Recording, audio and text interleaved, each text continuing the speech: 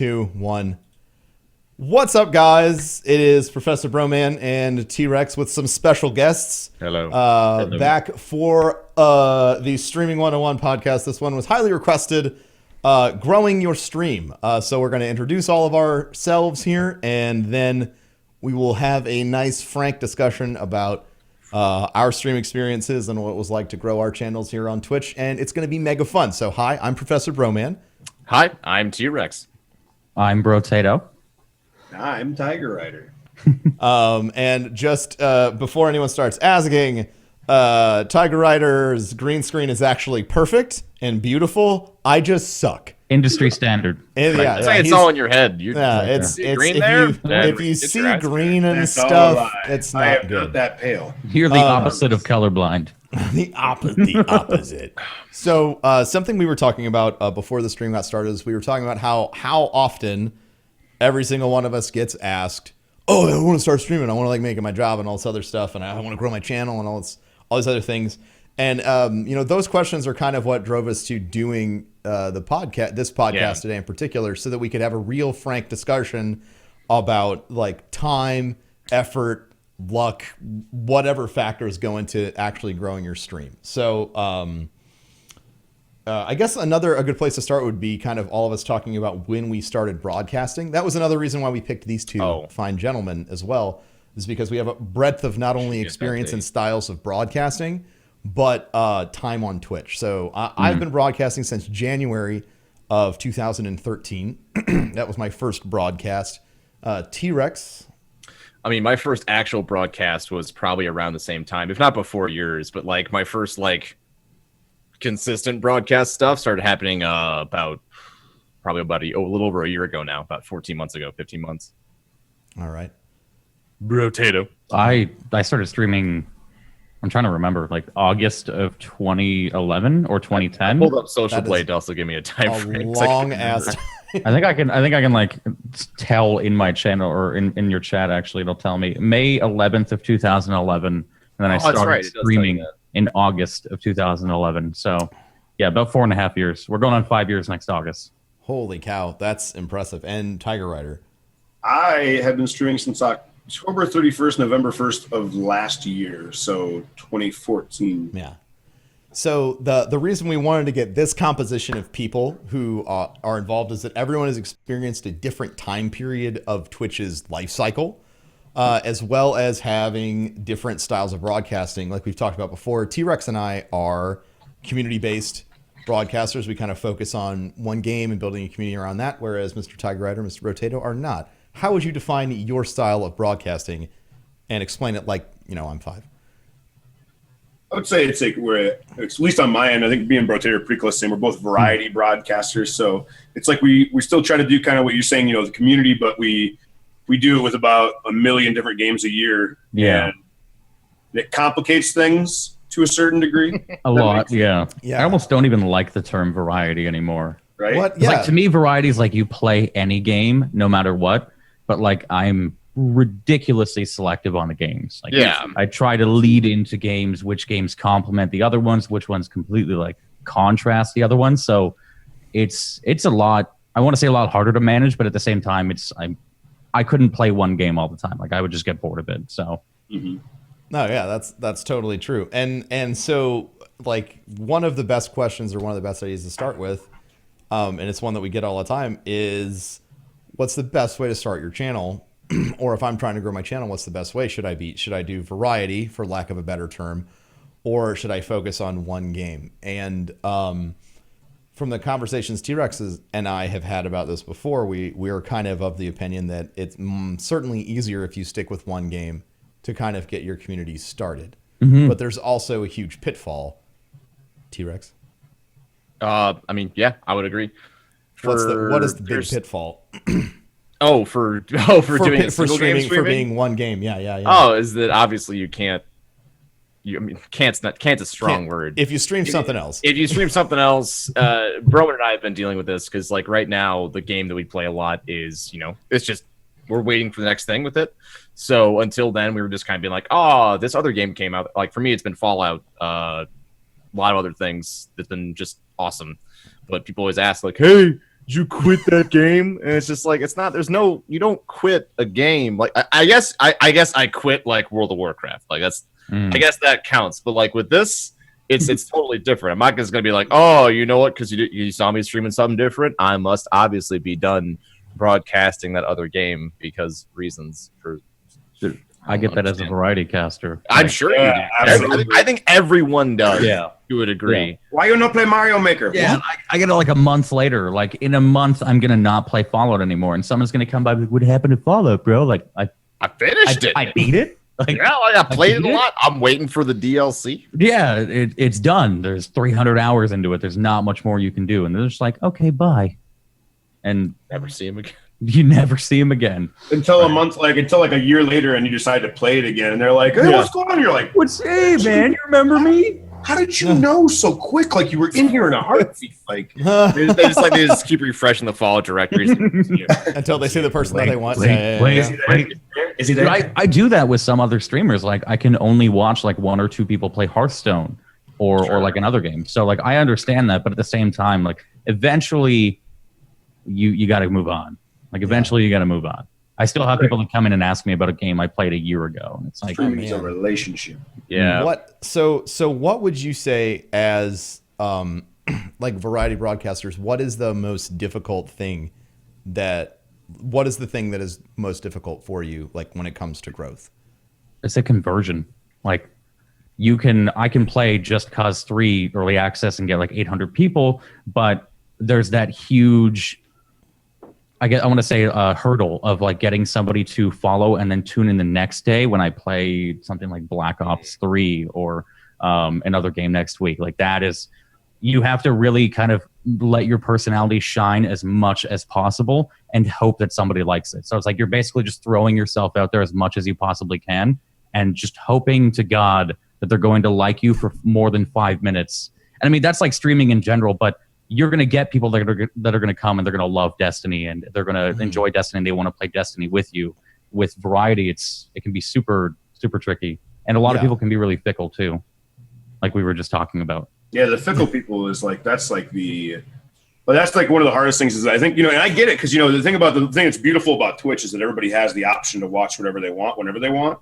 But as a variety broadcaster, like I'd say like one of the hardest things, at least for me personally, is sometimes picking a game, like deciding like, okay, well, I'm going to play this when it comes out, or I'm going to play this after it's been out for X, Y, and Z, or so forth. Because, like if you're streaming on Twitch, speaking of growth, being where I'm at on Twitch, it's like, oh, hey, Fallout 4 is coming out. But, okay, I'm going to play Fallout 4, but I'm going to get buried by Dan and Lyric and Summit and all these guys. And it's like, even if I'm pulling 500-600 viewers, it really, to a degree, sadly, it doesn't matter. Like you're not going to be getting as much off of it. So picking a game is the hardest for me because I feel like, some people like right now, Mario Maker's hot for me. Like it's so much fun to play and I really enjoy it. But, I want to play something else because I don't want to eventually. It's really easy to get pegged into being a not variety caster too. Does that make sense? Like, if they see you at the same spot, numerous days in a row, is that a fear that you guys have? Mario Maker, absolutely, yeah. It's definitely a fear. Like you guys know, I did Destiny for a little bit, and that was like this is my game in between games because, like, bluntly, I just got really sick of playing video games. Like, I literally just wanted to come on and like stream Twitter, and I did. For like 4 hours a day. I would just sit there with TweetDeck on the screen and I would just talk. And that was like the most fulfilling thing in the world, but I had to do something else. But I was really tired of playing through like the same games every year because they're incredible story games and they attract viewers. But it just got boring, like playing through Mass Effect the 4th year in a row, right? So I needed Destiny. But then there were people that just started knowing me as the Destiny caster. And I was like, but I play other games too. It's really hard to translate that because no matter how many times you say that, just like Roman, you said earlier, like you're going to get people that come in halfway through and they're still asking questions that we've already answered. No matter how many times I tell you, like, I'm live at this time, I play this amount of games, I play a new game every Tuesday or a new game every week, people are going to know you as that guy that played that game. This is the game I found you with. And it's just always a risk. Like switching games, like no matter what you do, it's just like as a variety broadcaster, it's just always a risk to, like, it's like for one day, if I was just like, man, I want to stream Civilization 5. First off, I'm not going to do that. Second off, I would love to do that. But third, it's like, you get those people that are like, oh yeah, I'd sit down and watch this because we just talk anyways. That's what's so confusing sometimes about streaming on Twitch is that being a variety broadcaster and like my community alone, like all we really do the entire time is talk. Like we play the video game, like, but I'm pretty much like, if this was the chat over here and the game's over here, I'm still pretty much like playing the game, reading chat. But it's so weird because I will go to a different game then, right? I'll go to some different game, and all of a sudden, like, 50 to 60 people that are regular viewers won't be there because they're not into the game. But we're not really even playing the game because it's not the way I run my community. So it's really strange because there's like some kind of weird like psychological science behind your cracking that code would help a lot of people out. I don't know. Oh my gosh, yes it would. I have no idea. That's how I feel about it. You really would. You'd be in Lyric's position if you could figure that out. Right? Everyone would be. Everyone watched me play anything. Barbie. Show up. Dude, right? I played Barbie Dream House Party for like 900 people. And that was not my average viewer count. Like at that time, it was like maybe like 150, 200. I had 900 people watch me play Barbie. It's more like, what the fuck is happening? Yeah, they're like, why is he on the front page? And then he's Barbie? Not. I got to go find this channel. He's not on the front page anymore. And then why are you playing Barbie? It's not the same to the degree that you guys have with more or less switching games all the time. But I mean, even now, like this is once again some more brutal honesty, is that we're also all four of us to a degree businessmen. We all care about not to like it like runs the channel, but like money's important because it puts food on the table. Absolutely. Bills, can invest and like I don't know, be adults with your money. Sadly, sometimes a game you may really want to play, you just can't because you don't get the support. Which and that's also a toss up of like, okay, so if I do 7 hours of this game that does do that, can I sprinkle in like an hour for my own sanity of this one game where I'm like, I want to fucking just play this game regardless. Because like I've done that before with some games where I would have lower viewer counts. And I'm like, I just want to fucking play it. Like when Bloodborne first came out, like I was just like, I'm on board. And I would drop viewers for sure. But I was just like, I just love playing it. So it's a tough balance between like what pays the bills too, on top of, what you really at that exact moment want to do. Yeah. And what's a wise versus what's not. And the weird thing is if it kills it for me to where like, oh, this isn't like a wise decision. Even if I wanted to play it, if I did, I would hate it because I'm like, I don't like this is bad. Yeah, I need to not be doing. The thought of like it hurting your channel is enough to push you away from it. Oh, absolutely. Yeah. It's hard because the opposite end of that too. The opposite end of like, okay, this game is doing really, really well right now. I probably should play it, but I have no interest in playing this game. Nope, that's too bad. Yeah, well, I mean, like at the end of the day, people are going to know if you're having fun or not, right? Absolutely. Like if you're not a League of Legends person, but you play League of Legends because it's always the top game, they're going to be able to tell that A, you're playing it just because everyone else is, and B, you're not having fun at all. Yeah. So, that's like the biggest thing. Like I always tell people, play what you want to play and like don't care about view count, but that's like when you're just starting out. Like if you're just starting out, just like that's actually it's a great transition into kind of where I wanted to go is what did everybody play when they were starting? Like for me, I started my stream I did speed runs of Borderlands 2. That was the bulk of my content for my channel for the first like 17 months I was broadcasting. When my channel was serious, it was Destiny. Like when it started, like my first broadcast was speedrunning, but like when I started sitting out streaming, it was 100% Destiny, pretty much 100% time. Yeah, I started with World of Warcraft. Dude, hot. Really? I didn't know that. That was back when Twitch and JTV was like, it was World of Warcraft or StarCraft. Were you a fucking boomkin? I was a hunter. Okay. Which is like pretty much even worse. But yeah, I played WoW for a pretty long time, and then I did WoW, and then I did DayZ 100%, and then I was like, I'm sick and fucking tired of playing the same game every day, so I just went straight up variety. At that point, I would literally play anything, because I remember like watching all these WoW casters, and I found Man versus Game, and I was like, you can play like other games on this site, like, and people watch you? Crazy. This is fucking crazy. And then that was it, man. That was it from there on. What about you, Tag Rider? The very first game I ever played on Cast, which now I look back at and was a terrible decision, was I played Shadows of Mordor upon release. That was the very first time I streamed, because I used to stream like way back, like 2 years ago. I did like streams once a week when I played Smite. for a community I was with, but I stopped that. And then when I decided to take it serious last year, I started with Shadows Mortar. I did it for 2 days, and then for like the next 2.5 to 3 months after that, all I played was Arma 3 life stuff. So like all role playing, like battle royale stuff like that. And then after that, it was like November, the end of November, I ended up stopping doing that, and I was like, man, I want to play the Souls games. And that was when I realized I was like, I want to play a variety. I was like, I don't want to play one game because I was originally going to like just play Arma all the time because I was really good at role playing. And then I realized that people actually enjoy watching me for who I am, not just for the game I'm playing. And I was like, I should try this. And then from there, it's all an awkward, weird, very lucky history. Yeah. I have a question for all of us then. Do you think that your personality with how you play games affected how you how you conduct your stream? Because for me and Ben, I can see for both of us growing up, we had like mom and dad buy us a game. This is your game. Enjoy it for like a year. like that's kind of how it's always been. Is we would like complete these games and like, oh, did you get all the side quests and did you get FF7? Did you get all the ultimate limit breaks and all that kind of stuff? All limit breaks, that's max what we materia, did. so everything. That's why things like MMOs were always drawn to me. Like I played Final Fantasy 14 for like a straight since release for a long time before I had broadcasting. And I just didn't have time for it anymore. But that was just like how I've always conducted myself playing games, is spending an enormous amount of time with a select game to get every ounce of like content out of it, and then beat my own content into it because I'm like, I want to do this. Like, what about you two? No, like I actually changed how I played games when I started streaming because like I played WoW since it came out, like since beta. So I was 10 and a half, and that was the only game that I gave a shit about, like that and Halo. And then when I started streaming, like at first, I was just playing WoW like over and over again. But then when I realized I can play like other games, I'd never done that before. Like I had never just kind of played a new game every week or anything like that. I played like the new releases. I would play like Portal and Half-Life and shit like that. But other than that, it was just World of Warcraft for about a couple years. I don't know how many.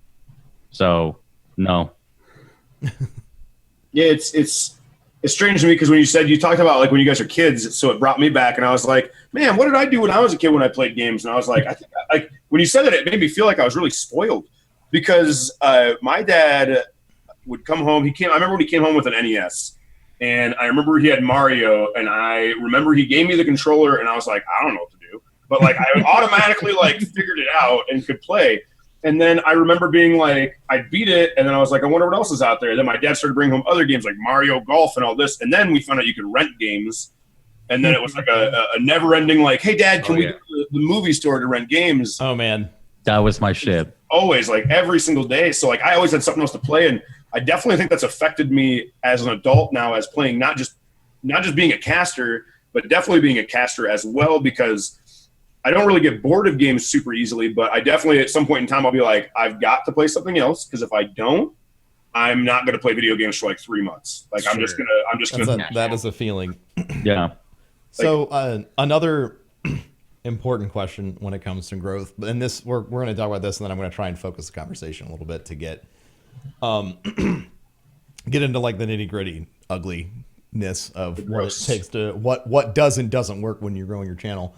How long did it take you all to get partnered? It took me a year and a month. 3 months. What? Seriously? Yeah. Holy crap. It took me 3 months, and then I was actually banned off Twitch for like 9 months later for a month. And then I came back, and it took me about 6 months to get it again. So, but that was back then when like the partnership system was really new. So, okay. Yeah. But the requirements were stupid fucking high. Different times. Yeah. But different times. Yeah, absolutely different times. I got partnered in 2 months. I got partnered in 1 month. Yeah. So apparently I had the longest road to partnership out of all of us, which was not an answer I was expecting. I didn't know. Brotato, you've been streaming for such a long time. I figured. I also ground out that month real hard with full-time work and full-time streaming. So yeah, absolutely. That's the grind. So the other question that is asked frequently is, how many followers did you have when you got partnered? I think I had around 10,000. I can pull that. I want to say like 3,000, I think. think I had around 3,000. Yeah, like right around 3,000 or 4,000, somewhere in there. Okay, so Holy it's November of cow. last year. This is a good way to go to show people not just how things have changed, but also to show people like you can put a lot of hard work in now when you want to do things, and it shows you how much hard work had to be put in. Like there's definitely a difference in the time and face value of Twitch compared to what it was even a year ago. Absolutely. I had about 18,000 followers when I got partnered the first time. They so Man. I've never gotten confirmation about this, but the emails I had in exchange during me trying to get partner was they kept asking me about specific pieces of it. So the way we kind of did Destiny when it first came out with myself and Ben and a few of our friends when we were all streaming it together, we would use CADGAR links. So we'd use multi-Twitch. So that makes it look on the engineering side like a lot of my views were coming from embeds. So they thought, this is the only way I can think about it. They probably thought I was viewbotting. So that's probably why they took so long to partner me. But I mean, I applied numerous times during that, like basically like once a month. Yeah. Sorry, once a week. I was gonna say like, Sorry, yeah, it's in one. Yes, my bad. Actually, no, it was 2 months because it was September and November. My bad. Wait, September. Wait, hold on. I'm bad at months. It took me 3 months. Wow. All right. Whoops. Remember how I learned how to count when I was 10? Me neither. Sorry, it took me 3 months. But basically, like, yeah, it actually was about once a month. They got back to me after like the second month saying, like, can you explain these specific numbers? And I said, I'll be like, hey, this is where they came from. I'm sorry if this makes you mad. Like, so it finally happened, and it was awesome, but it definitely did take some time because they thought there was some hocus pocus going on. yeah. Quick question, just out of curiosity. Yeah. Out of all of you that are here, do you remember exactly where you were at when you got partnership? Like the email? Yeah. Yeah, like when you read the email. I didn't. I was in WoW. Like I wasn't told Yeah. in an email. They came into my chat and told me. Oh, I like that. I remember my first partnership. I actually like my first partnership. That it was a different time back then, but like my second partnership, I actually had to convince them to partner me. Like they said no, and I emailed back, and I was like yes. Like, yes. And that's actually so we covered followers, we covered time broadcast, which varied wildly for all of us actually, and apparently I'm on the ass end of the time scale when it comes to getting partnered. How long did it take you from being partnered to being able to say take Twitch and say, all right, this is my full-time career now? that's like super weird for me. Can I rephrase that question? So Sure, yeah, you can rephrase it, whatever. How long did it take you to feel like the amount you were making wasn't enough to live off of? Because I feel like that's a better question. Because like technically you can say before you partnered that could be true. Like this is what I want to do. So that's the phrase I would go with. This is gonna be this is gonna be a fun one to answer. But for me it was probably February or March. So it took about like 4 or 5 months of being partnered before I was like, all right, I feel quote safe. I don't know if it's the right word to say, but like Yeah. I'm not afraid I won't be able to eat kind of thing. But there was, and I had a backup, like I had savings and stuff in case things went south, and I could always go back to my old job. But it took until about 4 or 5 months before I felt like I was okay and could do this as a career for however long, hopefully forever. Let's die on Twitch. Right? I feel you. It took me 80-year-old man died playing video games. Thanks for the sub, Dong of 420. Thanks for 75 months of being subbed. Yeah. Oh, we got 5 bitcoins from Dong Smasher. Thank you for the bitcoins. Yeah, I mean, it took me years to like call this a career because when I first started streaming, I literally went on a vacation like 4 years ago, came back after 2 weeks. My job had fired me because I wasn't allowed to take the vacation. And I said, fuck you, I'm just going to start streaming. Like, I had $400. And like I was living with my mom. I was 17, so it was a little easier. But like the time where I felt like truly safe was probably like this last summer was when I was like, okay, this is a career now. It's not just a job. Yeah, that makes sense. It took me I guess like from my very first broadcast to saying like paying rent and all my bills, which is, you know, I have a pretty low threshold when it comes like rent, bills, and then I can eat ramen. It took me, you know, from my first broadcast to after partnership, it took me about 2 years to really be like, okay, like I can do this. So those are all numbers and base numbers and information that I know that everyone would ask about stuff, but let's get into like the nitty gritty stuff. And I think it's probably the best way to do this is what is for growth for your channel? What is the best and worst thing you've ever done? The best and worst thing you've ever done. What worked the most, or what did you perceive worked the most, and then what was the absolute worst thing that you ever did? For me, the worst thing was like try to be like other people. Look at what somebody's done successfully and try to make that my own thing. Like that's the worst thing that I've ever done. The best thing is just the like more interaction, the most interaction that I could possibly have, and just having like literally the best attitude that I could ever have. Like there was no tip or trick that I had. It was just I was the best fucking person I could be every day for like 3 months straight, and my numbers just went boom. It was, I don't know, I guess it was like being genuine and being really sincere, and people responded to that. That's really good.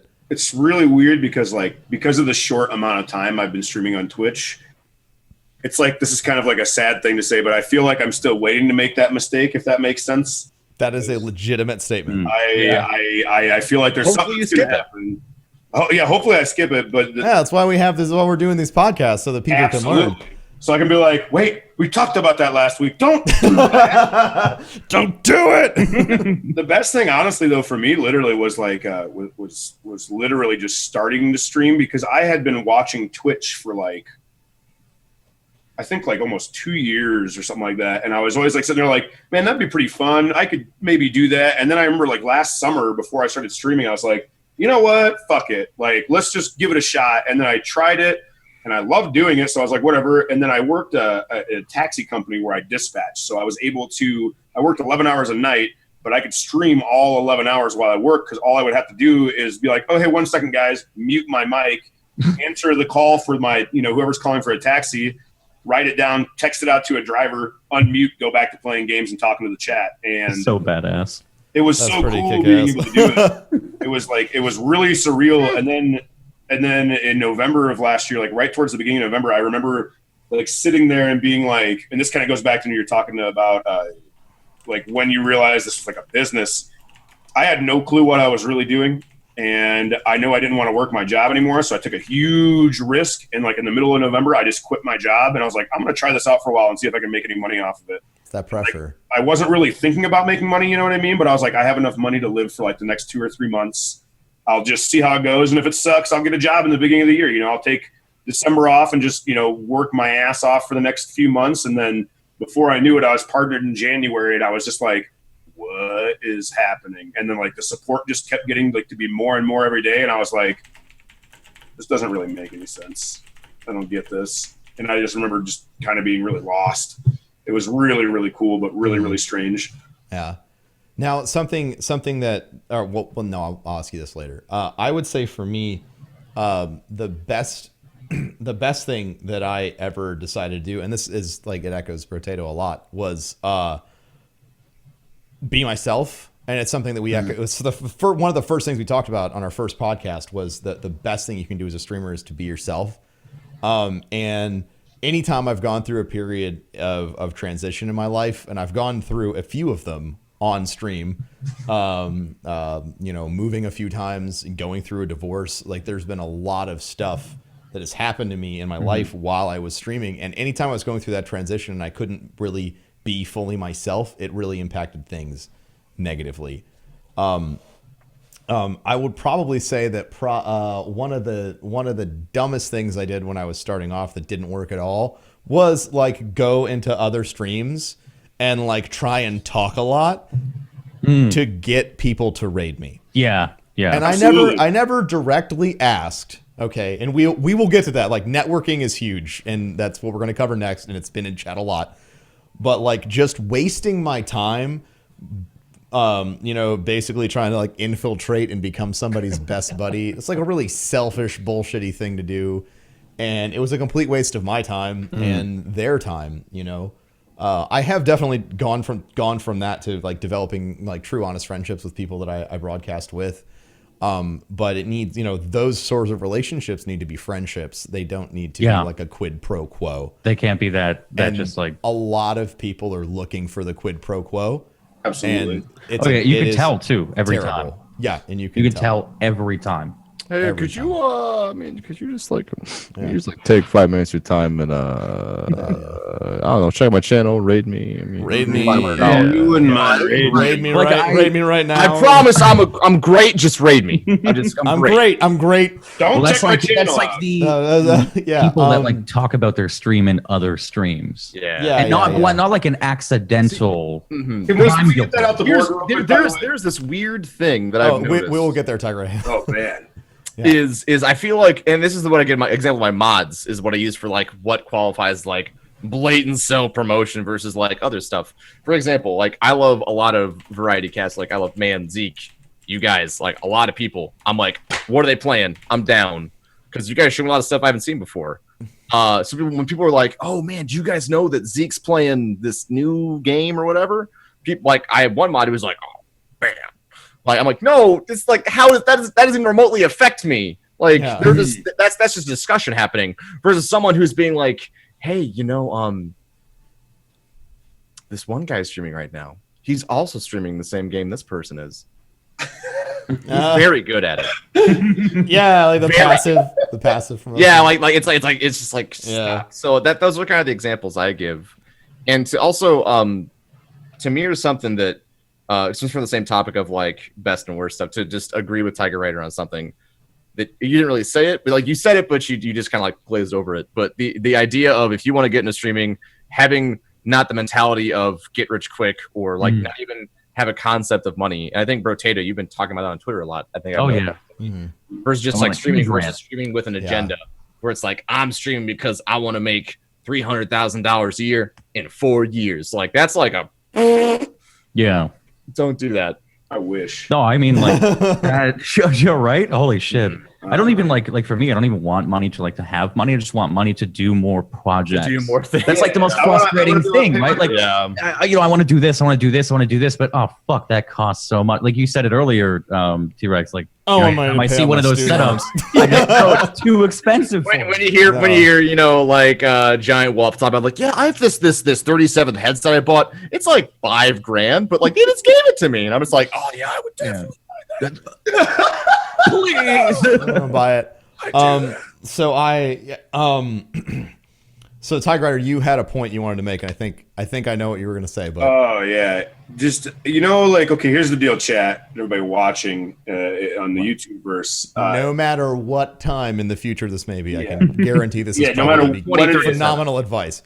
Don't talk about your stream in someone else's stream, and don't promote anybody else's stream in anybody else's stream. Just make friends and hang out. Get to know people, because as soon as I see someone say, hey, do you think you could come check out my channel in my chat? Like, that's not that bad. But when they're like, hey, I'm a streamer too, and I stream at X, Y, and Z these days, I'm like, motherfucker. Yeah. There's a line that is really easily crossed. And what's funny is they think they're being subtle too, and like I know that because like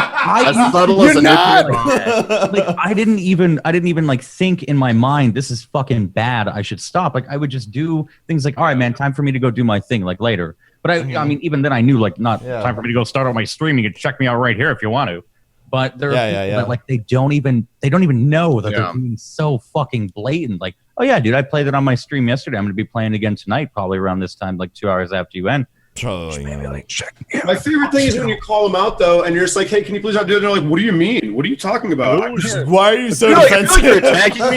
You're attacking me for like I'm just making conversation. Stream. But yeah, no, like if there was anything I could say, I mean, I went on a rant about this earlier, like the whole money thing, but like at the same time, just being like genuine to other streamers. Like, I've talked to other people because I was talking about earlier, people email me all the time for help. And like I've always said, my email is always open. But like the number one fucking thing is like, you know, I've tried to like talk to like someone like Broman or Goth and blah blah blah, and like they just, you know, makes me feel like they only care about themselves. And it's like, dude, you have 10 followers. Like you can't. You have to figure out who you're not going to be able to be best friends with. And then on top of that, you then like, look at how large whatever streamer you're trying to quote unquote be friends with. Yeah. Like even like myself, if for example, I wouldn't expect to be like if I typed in totally Buff Daddy a random League of Legends fucking 40K viewer stream for I don't know who does that, and expect them to be like, that too, right? Let's all go watch this guy. It just doesn't work. That mindset's there though, and that actually brings up a point that has been asked in chat a lot. And I'm going to start by asking the question, and then we'll talk about whether or not it's a necessity, based off of our experience or our feelings. When you guys got started, get to share my best and worst. No, did you want to share your best and worst? I did because I thought you glazed over it. Well, let's hit your best and worst. Okay. I wanted to make sure I touched on Tiger Rider's thing before I forgot about it. All right. I would say the best thing for me, and this is I guess maybe not for this one, more for Tiger or Potato, but like for me, it was finding the right time to, if you want to grow. Like there's definitely like windows, for a new game and stuff like that, and to as Man vs. Game says, always be casting ABCs. So if you want to have a shortcut, quote unquote, if there ever was one, that's the quote unquote way to do it. Is to plan to stream a lot during a very exciting time for potentially a new game or like a DLC, and just kind of be around and do your best. But I would say the worst thing I ever did, which is also, it's contradictory to what I've said about other things, is that I felt like when I was growing my stream at the first, I felt like I think I played with too many other broadcasters. There's definitely like I can see that. It sucks to say it. There is a diminishing return on networking and playing with others, to where eventually it becomes a detriment. That's true. That's the best way to put that. I barely do dual casts. I barely do dual casts, and it's not because like I don't like other people. It's just like I'm better like at doing my thing myself. It's hard because I feel like I'm a show more than I am a broadcaster at this point in time. So like bringing someone else in, like it's like I'm bringing someone onto a show that I'm doing, and it's really tough because I want to like play with my friends. Like I would love to sit down and be like, yo, let's play Destiny or Blops or this or that, or for like the next 70 hours. And then I would love to do that, but then I realize like I'm not talking to my chat like I do. I'm not doing what I want to do. Like I'm getting sidetracked. It's tough. Yeah. So, man, there are so many things we need to tackle today. I feel like this might be longer than. I hope you guys. It'll be longer than normal, but that's cool. As long as you guys got time, it doesn't bother me any. I'm fantastic. Huh? I have beer, so I'm good. I have beer. I'm great. So this got brought up early, and it kind of fits with the whole networking thing that we're talking about. So the first thing we're gonna do is we're gonna answer whether or not this happened for us, and then we're gonna talk about it. Right. So did you, and we'll start with Tiger Rider and then move this way on the screen, or this way, whatever. Left to right. Did you guys, when you got started, did you have a larger broadcaster notice you and send a lot of their viewers your way? So we can just do kind of like yes and who or no and whatever. Mine was weird. The very first day I streamed, this gentleman named John Sandman, who's a very close friend of mine, he rated me like 150 people the very first day I streamed. And I sat there and I was like blown away, first off, because I barely even knew what rating was. So it happened, and he wasn't like, he's not a huge streamer by any means, but he's a good friend. But after that, I never really got rates from anybody big. And that's what's probably, I think that's like been one of like my most prideful things about me streaming, is I feel like I've done a lot of my growing on my own, which is really strange. But I mean, there's definitely help because it's very organic, but definitely like the help from other people definitely was amazing when it, any kind of help. Because when you're like at that point in level, anything is amazing. It doesn't matter what it was. Like you get a new follower, like, oh yes, anything is good. This may be like a personal question, but so that was like your first day streaming, you said? Very first day of streaming, deciding I wanted to be like an actual, like try to actually stream. Sure. Yeah. So the next time you streamed, like the second time after that, did you feel sad about not having numbers you had the day before, even though it was from something that was 100% out of your control? No, it was weird. Like I've always been really humbled by the fact of anybody being around. So like the next day when 2 or 3 people came back and they just came in to say hi, and I was just talking to myself the entire time. Like it'd be like Jimmy Neutron came in and I'd be like, yo, what's up, man? He'd be like, how you doing? And then he'd go to lurk. I'd be like, all right, now I got to talk to myself again. Let's go. And I remember just being really, really, really thankful for it and not really caring. And then, like we all did, all hoping then, all right, well, I've been networking with this person for like at least a month now. I wonder if he's noticed me yet. I hope he noticed me. Like, I actually, when I first started, I did the worst fucking thing you can possibly do. Oh man! Took the lurkers and I just ripped them out of lurk. Like I had my viewer list open and I would welcome them as they came in. Holy shit! But you have to remember, this was 4.5. Yeah, no, yeah, totally a different environment. Nobody gave a shit. They were like, "Well, that's creepy," but like, "Hey, dude, what's going on?" Yeah. Like I had it to the point where like 100 people could be in my stream and I would notice somebody new that would come in. Eventually, I stopped. Like, the worst fucking thing. Don't ever do that. So, don't ever do that. Ever. Don't do that. But Brotato, did you receive a lot of? Okay, so yes, and I got and like my first 100 to 200 viewers, kind of. I want to say on my own. But after that, what pushed me to partnership was actually Towley. Like he caught my cast. Great guy. I guess he liked me, and he just raided into me all the time. I also made the huge mistake of asking him for raids while I was live.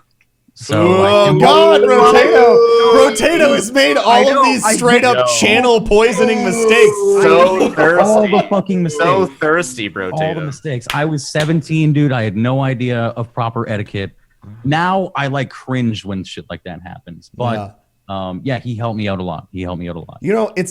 Actually, that's really cool that you have made all these mistakes. Fucked up. And you've still managed to like come out the other side of it. Like when I met you, I never was like, oh god, this Brotato guy's the thirstiest motherfucker. You didn't catch a bad rep, which I feel like some broadcasters do.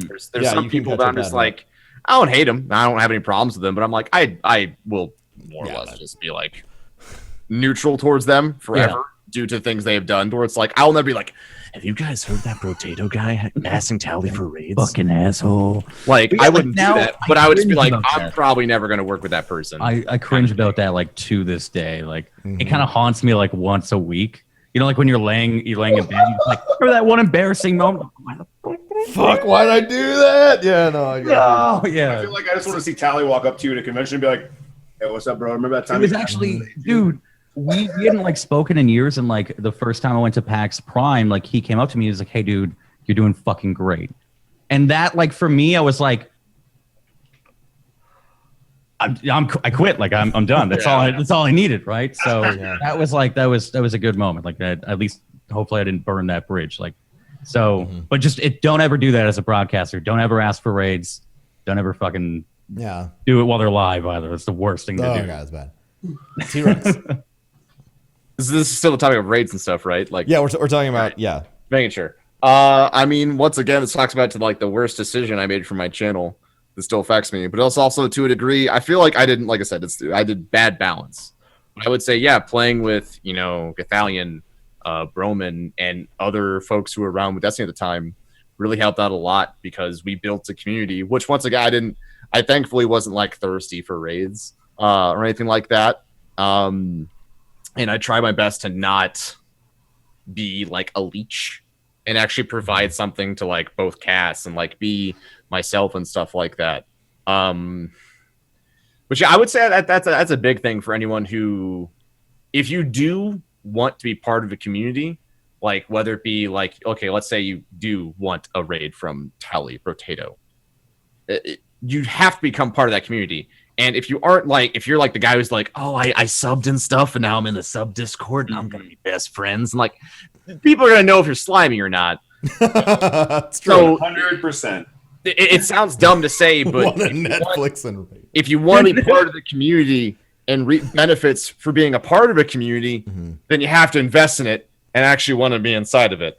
It sucks that has to be said, but it's true. It's true. I posted. Oh, sorry. No. Go for it. Oh no! You guys have. I did my Twitch 101s a while. I wasn't gonna be like, you guys know about my Twitch 101. No, right? yeah, I saw you mention that fucking earlier. right? No, yeah, Yeah, no, like I did Shameless my plug. fucking plug your shit, man. I You're did here. my You're Twitch helping us 101s a out. while ago, and one of the ones was networking. And like in it, I said like just approach people to be friends. Like don't if I was like if I like started showing up every single fucking day in Broman's channel and like finally got a chance to like talk to him one-on-one, and like after 6 months of like he's like, all right, this guy's an all right guy, and then I meet him at PAX and like, you would have fucking raided me, bro.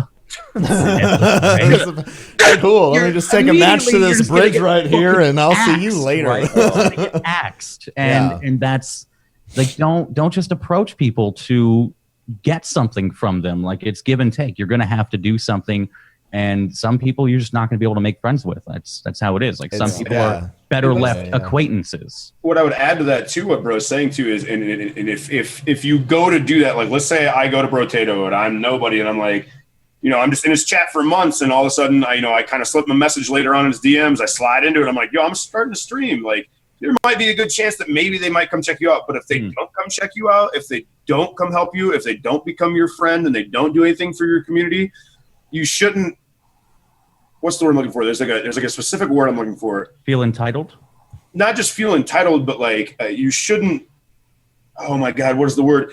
Basically, like betrayed. If you were to ignore me and not be my friend because I wasn't to talk to you, don't stop watching their stream and be like they're assholes and they're all this, because realistically, like A, people are busy, and B, not just that, like it's basically the best way I put it. I put this a while back at a panel I did. It's doing something like this is just like anything else in the world. If you want to be a cook, you got to practice. If you want, you want to be a cook that wants to cook amazing food and be like some sous chef someday. Without practice, you're never going to get it. But on top of that, too, with that being said, it's not for everybody. Like, not everybody's going to be a chef. They might try it for a year and a half, and it might not work out. You might be a streamer, and you might be like, I love this, I love this, I love this. But sometimes you got to be like, all right, it's probably time to do something else. It sucks, but it's the truth. Eventually, you got to... I personally feel like there's never a good time to throw in the towel on a project that you started. Like there's never a good time to give up on a project you started. But at the same time, like if you're going to come into streaming, I was talking about this the other night. If you're going to come into streaming right now and you're going to have like the growth that I have, which has been 4.5 slow-ish years. Like I'm only seeing my biggest success in the fourth and a half year. So like if you're going to have that growth, you're going to wait a long time. Yeah. Like, and you're going to be disappointed if the only thing you want to do day one is make money. Like I tweeted about that the other night. Like I firmly believe that if you're just starting a craft, if you're just starting something out, the last thing that you should fucking do is try and make money off of it. Yeah. So prepare to. Once again, that's what I started streaming for 4.5 years ago. Was money? But don't fucking Brotato! Holy shit, dude! I saw Tally. I saw Man versus Game. I saw 4-Player Podcast, and I was like, I want to make this a career. It wasn't like I want to make a fuck ton of money. It was like I want to do this every day. I want bitcoins. I want bitcoins. Just give me a Bitcoin. And I'll go ahead and kind of finish, like bookend this on my end with when I got started, I didn't really get noticed by anyone. I didn't all the growth that kind of happened on my channel. I didn't really get raids from anyone until I had already like a smaller established community of my own. And I remember thinking, and this is what starts the conversation on this. These motherfuckers that get these fucking raids are fucking got it so goddamn easy. And it really, I remember when I was growing, it really pissed me off to be sitting there every day busting my ass and not getting noticed and feeling like that was the only way to make things happen. So if you are out there right now and you are streaming every day and you're growing your channel, and you're seeing maybe other people you network with or other people you watch that are your similar size, and they're getting these raids and all this other stuff. There are so many different paths to growth on your channel. And whichever one you're on, it's not something, one, you have control over. Like all the things we mentioned about networking and stuff, you could do all the good networking things and no one could get back to you. And nothing may come out of it at the end of all of it. It comes down to you and your commitment to doing what you love. so yeah, after a while, I got my channel grew, and I started working with some other people that were around my size, and we would we would rate each other and things like that, and sort of share our viewership. But I didn't, you don't have to get noticed by someone whose channel is much larger than yours, in order to quote make it on Twitch or to grow your channel. I really feel like it comes back to Brotato's advice at the beginning, is like just being the best you that you can be. That's about all you have control over, no matter what you're broadcasting. So there is that when it comes to growth, and getting noticed and things like that. Really quick, since it got brought up in chat, and since larger streamers noticing you in raids is relative to this, viewbotting is bad. Terrible. Don't and extremely noticeable. Do it, and it's noticeable. Very noticeable. It comes up all the time. And some people do it blatantly. Some people do it at small numbers, big numbers. It will do nothing but hurt you. It'll earn you bad rep, even if it never affects you in one way or another, because everyone else who watches channels will show up and they'll be like, "This motherfucker's got 50 fake viewers. I can fucking see it." Twitch will know too. Twitch will know too. Like I have known people that have been denied partnership because they were viewbotting. Yeah, absolutely. So any of you out there that have ever done it or thought about it, don't. Who the fuck viewbots, and what's a viewbot? At the same time, if you're a viewer, you may think it's really super easy to tell if somebody's viewbotting, but most of the time it's really easy to confuse lurkers. Like as a streamer, super fucking easy to know, but as a viewer, it's kind of hard to know. Yeah, so, I would agree with that. Also run around and like kind of aimlessly just throw around viewbot accusations at every streamer that doesn't. Yeah, people do that anytime you. Hey, this chat's really quiet. Like I'll say that's like my favorite. That's like my favorite. Chat's really quiet. This is kind of weird. Yeah, you've got 3,000 people watching, and there's only 5 people talking. You must be viewbotting. Dude, I used to have like an 80% lurk rate. Like, dude, I'd have I'm like in the 300 same people boat. watching, and 20 people would talk. Also, and Noob Sniper, one of my mods, brought this up. Don't viewbot your favorite streamer to help them. Oh gosh, please don't do that. This has had damn, Buff Daddy, that's rough. I had hundreds of reports on my channel when I had Partner Spotlight. Holy shit. Yeah, if you are a viewer, wow, dude, fucking get some. Someone is out for blood. Yeah. If you are a viewer and you have a streamer that you love, the best thing that you can do to help them is to organically promote them to your friends in real life or your friends on Twitch. Don't post their stuff in chat, and certainly don't go viewbot somebody. Yeah. There is a visibility culture on Twitch. Like that's how they aggregate all search data. It's I want to watch this game. Who's the highest up? That's the one that's going to get most clicks. These are all the people that I'm actually following. I'm going to watch the person who has the most viewers. It's just kind of a normal human response. And so to feel the need to counteract that personally as a broadcaster by viewbotting is bad. Yeah. That's your pride and you need to kill it. And as a viewer, even though you might think you're helping your favorite streamer get exposure, you may be doing that. That's the disgusting part about this is you might have helped them get a ton of exposure. Yeah. But you are damaging them. You're damaging their reputation immensely. And two things with that. So one, let's say you get partnered with viewbotting. Let's say it happens. Oh shit. Just pure. Let's say it happens. Those viewbots are not going to support your channel. They aren't. Yeah. They're not going to count for ad revenue. They're not going to subscribe to you. Or if they are, then why are you giving them $5 to then get half back? All that kind of stuff. Yeah. So there's it's a zero sum game to where I would say maybe like when Twitch just started, when like the information and tools weren't there to be like, how does this work? Maybe that worked for people and it pulled real people in and we're set. But now with Twitch having such a wide breadth of people who watch, so many people to watch, it's you're not doing yourself any good aside from wasting your time and money. It's coming up a lot in chat. It's being answered a lot in chat, but since this is a podcast for later. Yeah. What is a viewbot? A viewbot is essentially sending false information to Twitch's, receiving servers, whatever tells them what number to display, and basically, spoofing like X amount of whatever, like IPs or viewers to that page. So like right now, one of the worst cases of viewbotting ever happened actually happened to someone on our Twitch team, Caleb Hart. It happened Holy 2 months. Do you remember? Yeah. Fucking second, I remember it. One night, somebody viewbotted Caleb, who averages like 500-600 viewers, to 42,000 viewers. God. Like Okay, it is the most shit. grievous and psychotic viewbotting I've ever seen. dude, run ads while you can, man. Everyone in Caleb's chat was like, "Run ads, bro!" and he was like, "Nobody's watching ads." And his whole chat was like, "Why?" Everyone in the chat's like, "Why is this jackass got 42,000 viewers?" And so Caleb handled it. He handled it so well. He went offline.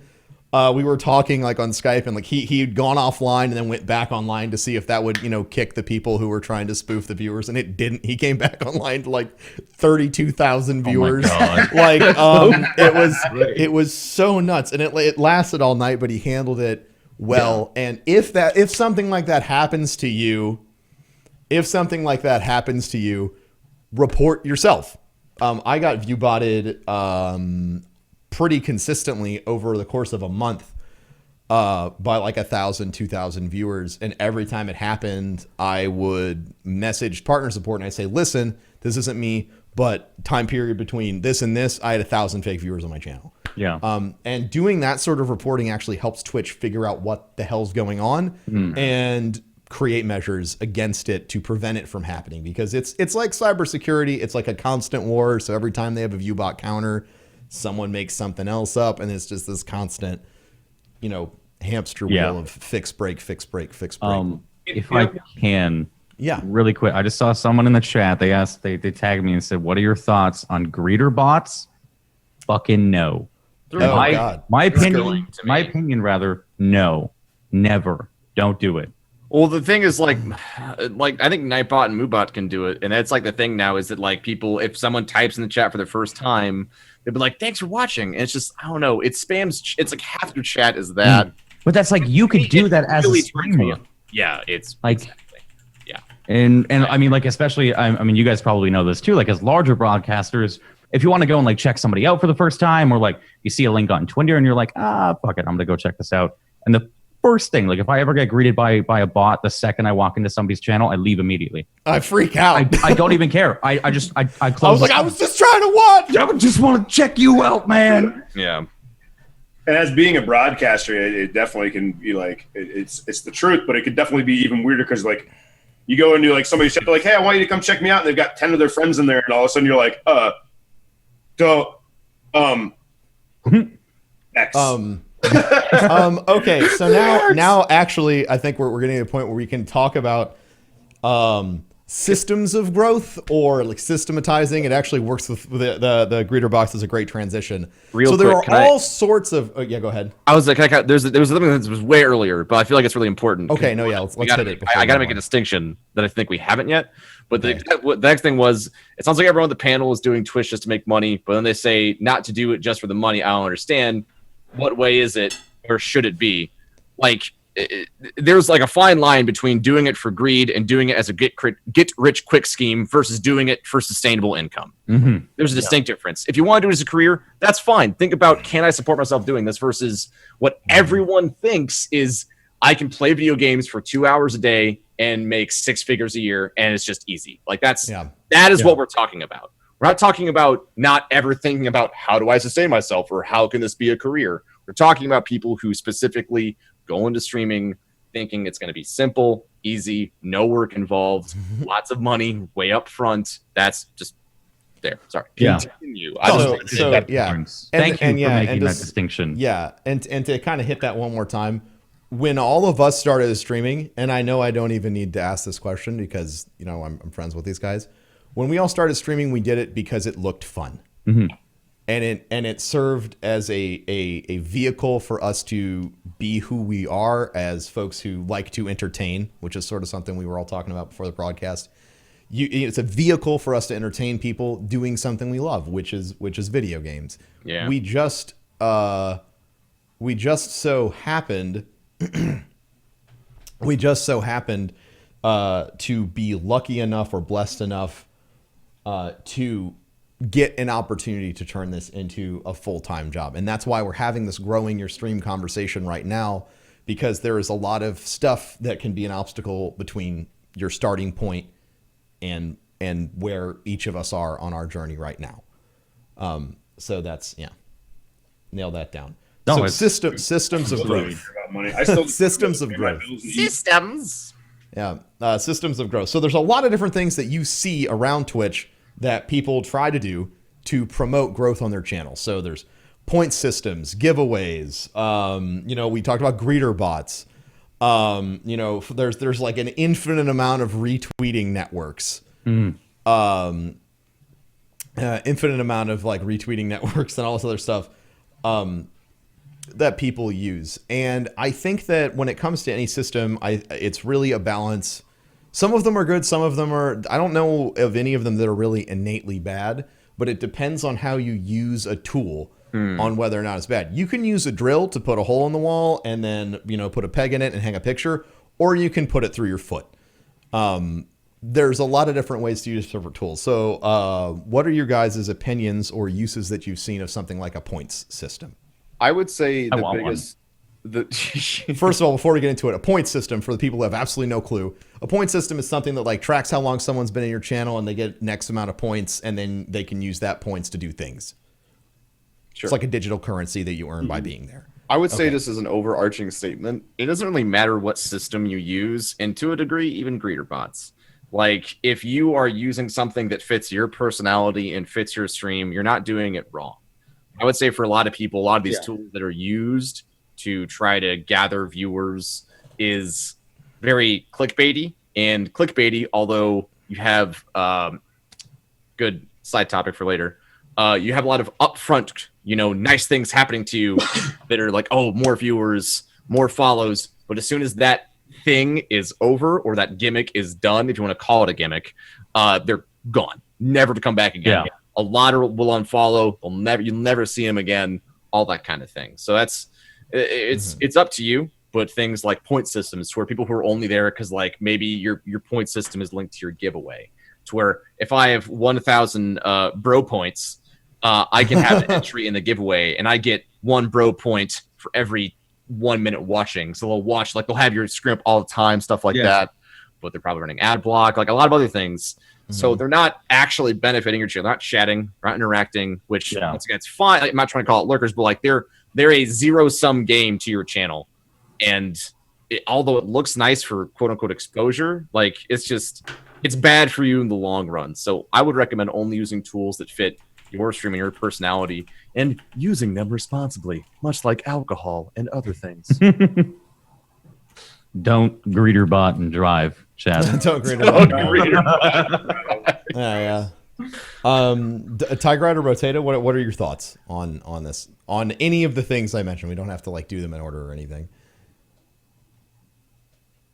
Trying to think about the best way to it's just so weird, because the things that we talk about in these things are literally the only people that really understand them as well as we do is us. And you know what I mean, like other casters. Well, we're trying to pull back the veil. It's trying to get difficult people to frame understand it. It's something. difficult to frame the conversation in a proper way. It really is. And the biggest thing about everything on Twitch that I ever think about when it comes to growth, it really boils down to, you said it earlier too, bro, and what Bro Tato said earlier is like just being yourself. And it's I'm trying to think. I can't think, bro. If you got something, say it, because I'm trying to think of a way to put something. I cannot figure out the right. Yeah, I think like there's a lot of things you can experiment. Like I experiment with new things like probably once a month. Like I always feel like I'm in this rut if I'm not doing something new for the show, right? So like at one point I was sending out crates to my subs, and I was like, maybe that'll get me more subs, and it's something cool to give back. Like next month, actually in 2 days, I'm announcing something like pretty awesome. But I think it's all in. I can't. I think it's just all in how like you convey it. Like if you're doing something for your channel just specifically like for the growth, it's going to be pretty noticeable. A lot of people, especially on the internet, are really cynical nowadays, and they're gonna call you out, and it might like make you rethink things, because it has for me before. Like somebody calls something out, and like, yeah, I didn't even think of it from that angle. But I think things like, like T-Rex, you hit the nail on the head with that, and I even agree. Like if a greeter bot is something that you want to use for your stream, you think that totally suits your stream, then do it. But there are ways to abuse every system of growth.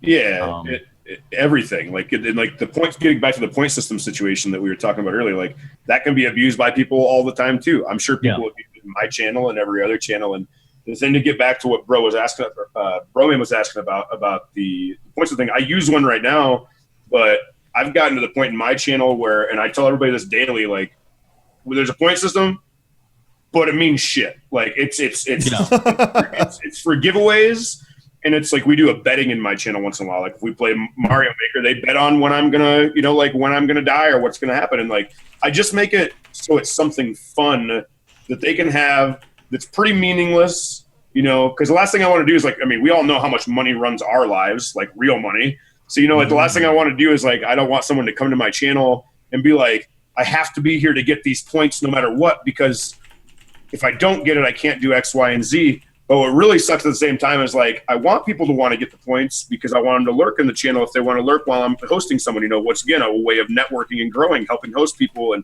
helping other people that are, smaller or bigger even. And it's weird because I feel like people can get really wrapped up in like the point systems and stuff like that. So I've been trying to keep it really, really, really laid back in my channel and just be like, you get this, it's for fun. That's it. Like there's nothing more, because I feel like if I add too much more to that, I'm going to get people to the point where let's say tomorrow I use DeepBot. Let's say DeepBot for some reason stops working. Tanks. Yeah. That's and I lose everybody loses all their points. Everybody loses everything. If that's like something that people take super, super serious, I am going to have a lot of work ahead of me for like the next, you know what I mean? Yeah, I do. Yeah. I got you, man. Yeah. How do you guys feel about, just on the topic of like just systems people use to systems of growth? How do you feel about talking about your systems in your stream title? Command points. I don't. Command giveaway. Command.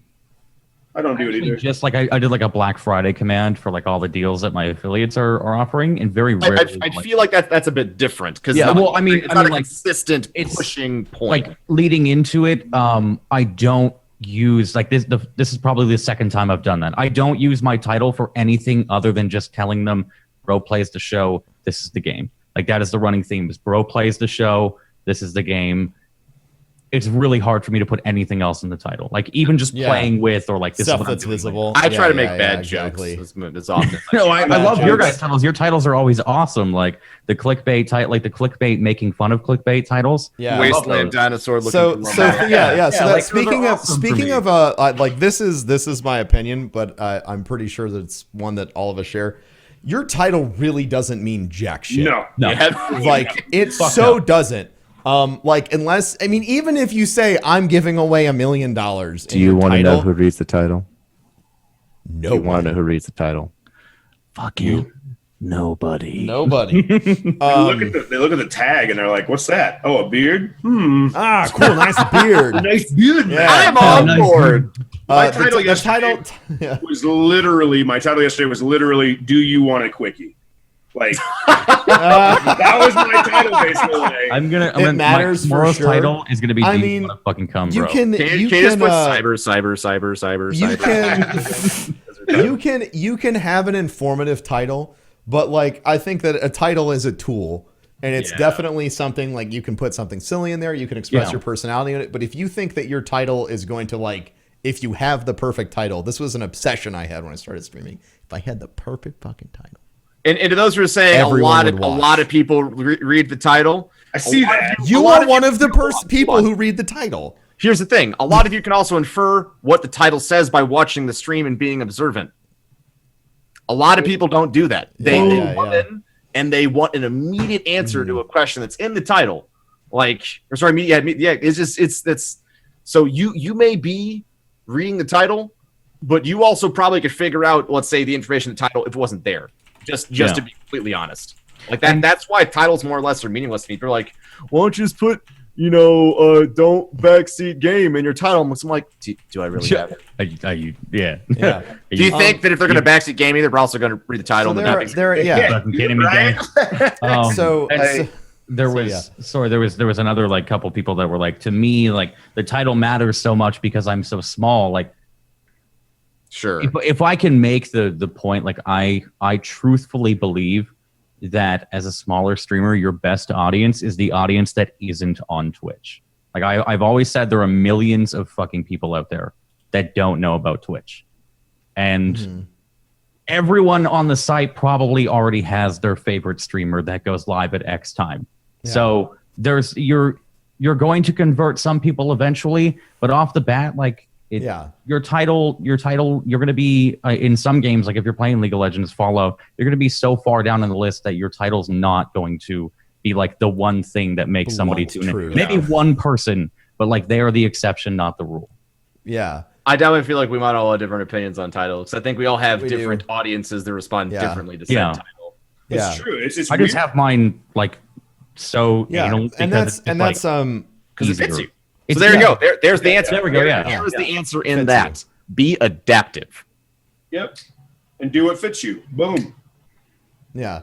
So I like snap pointing. It's fun. You can I guess to kind of close up the discussion with the titles. Your title can be helpful. Cherry-Ono brought up a point, like he gets more viewers when he says exactly what he's doing instead of doing stuff. If you have a goal to accomplish in the stream and somebody cares about that goal, or that goal being expressed in your title is going to be helpful, but there's a smaller amount of occasions where your title is going to matter that much as to, so like, for example, in the Destiny community, if you're going to play Trials of Osiris, put it in your title because people are looking for that. But like Rotato said, if you're playing League of Legends, it doesn't matter as much. I think it's different for me because I'm variety too. Like if I'm in the Just Cause 3 category, there's really nothing I can add to a title other than I'm playing Just Cause 3.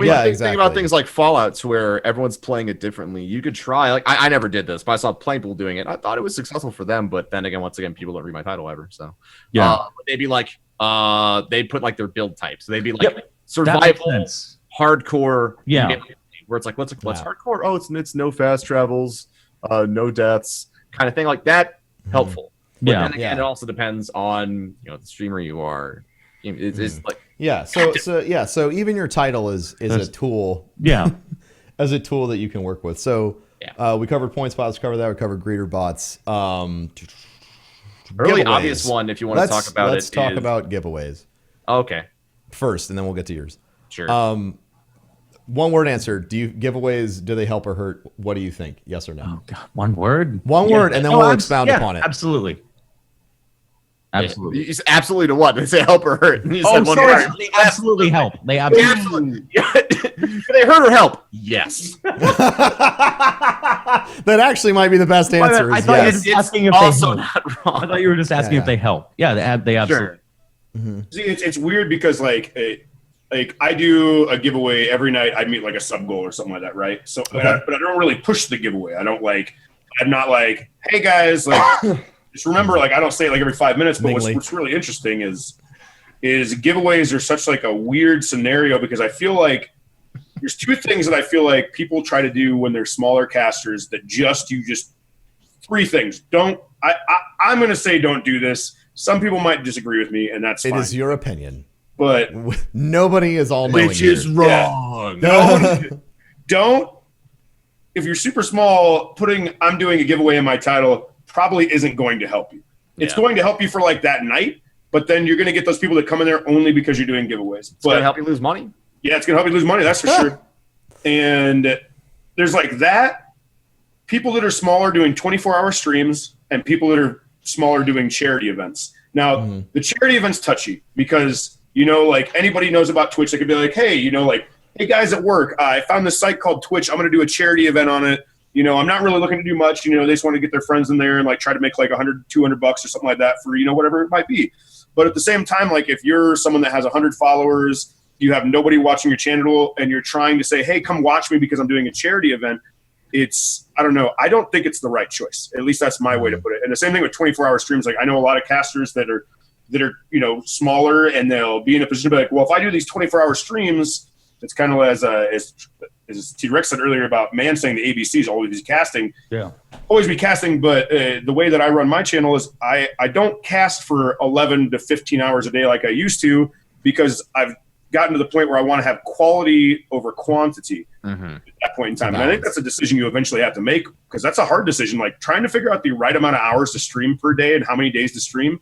That's not a very easy decision once you get to the point where you're running it as a quote unquote business. Yeah. So now, and a lot of people are noticing this in chat when we're talking about. Hey, there's a cat. Hey, there's a cat. A lot of people are mentioning this in chat, and it's beyond true that every single thing that we're talking about right now, and we preface the discussion with this, is it's a tool. You can chop down a tree with an axe, or you can chop off your own arm. Yeah.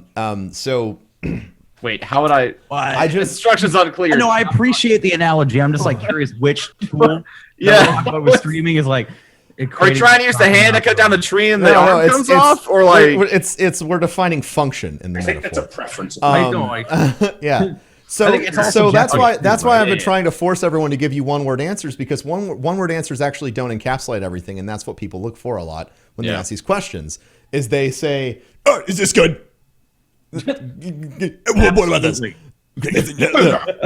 it's not. It's so all these things, giveaways, all this other stuff. It's a great way to get and point systems. It's a great way to encourage things like loyalty, or to increase exposure, or the amount of people who even hear about your channel or whatever.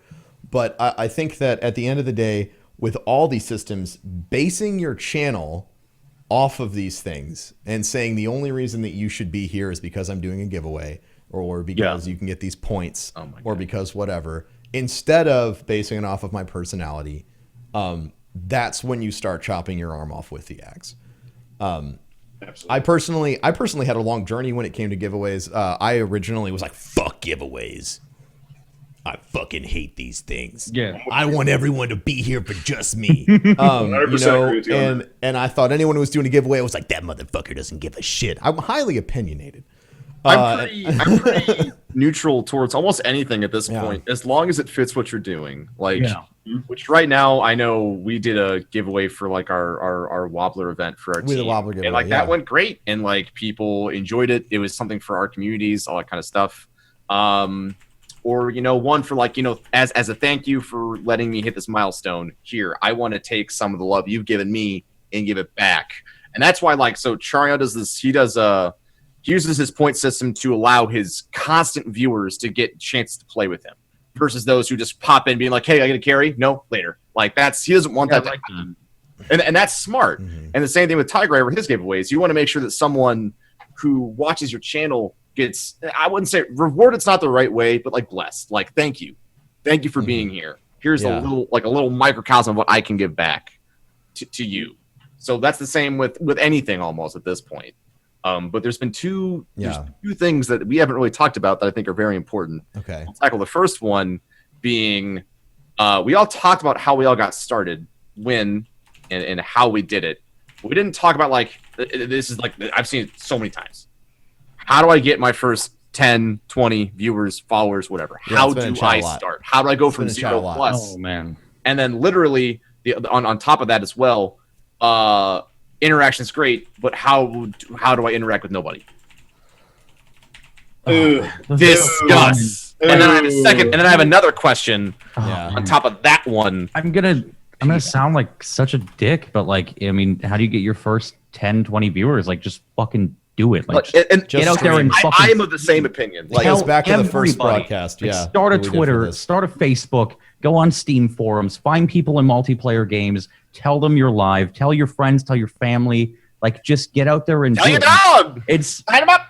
That's one thing is I've seen a lot of questions in the chat, like, how do I do this? How do I do this? How do I start this? How do I start that? Like those are things. I went on a huge rant last week. Those are things that you learn as a broadcaster. Over time. Like, you can't be told those things. You can't be told the perfect chroma key, the perfect capture card or webcam. Like, you can be told a good one, but you're never going to know what's going to work for you.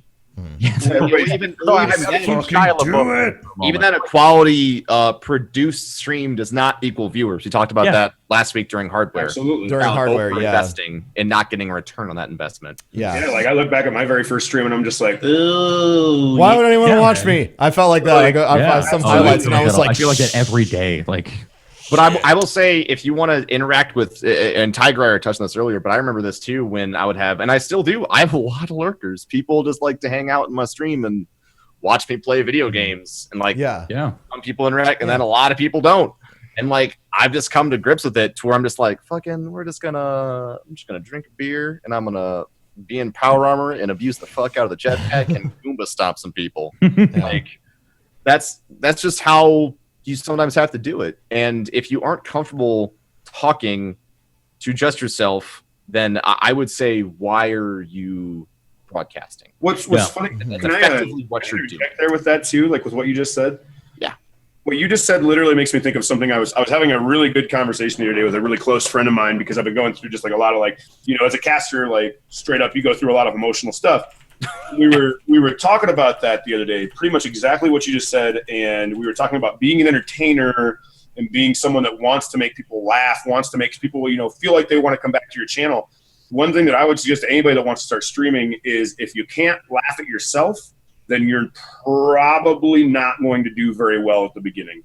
You're going to have to learn to laugh at yourself. There was this fantastic, I think it was an article on a blog I read one time, where the blogger was talking about how if people in your channel are talking, sometimes you have to give them something to talk about. I'm not sure who said that, but I feel like they're a pretty cool guy who owns some cats. He seemed like I wonder who did that. I feel like that's, if that is something you struggle with, and that's something you need to broadcast, is chat interaction. Don't do calling out lurkers, but if people are watching, give them something to talk about. I ask questions all the time in my stream. I'll be like, hey, what's your favorite food? Like, I know it sounds stupid. I ask that like at least 2 times a week. Sometimes you get some crazy ass fucking answers. Oh my God, man. And then people start talking about it. They're like, oh, you like pizza? I love pizza. I love sriracha Doritos. What's wrong with you? Yeah, man. You want to get any Twitch chat talking? If you got one person in your chat or 2 people in your chat, just ask this question. Yo, who likes anime?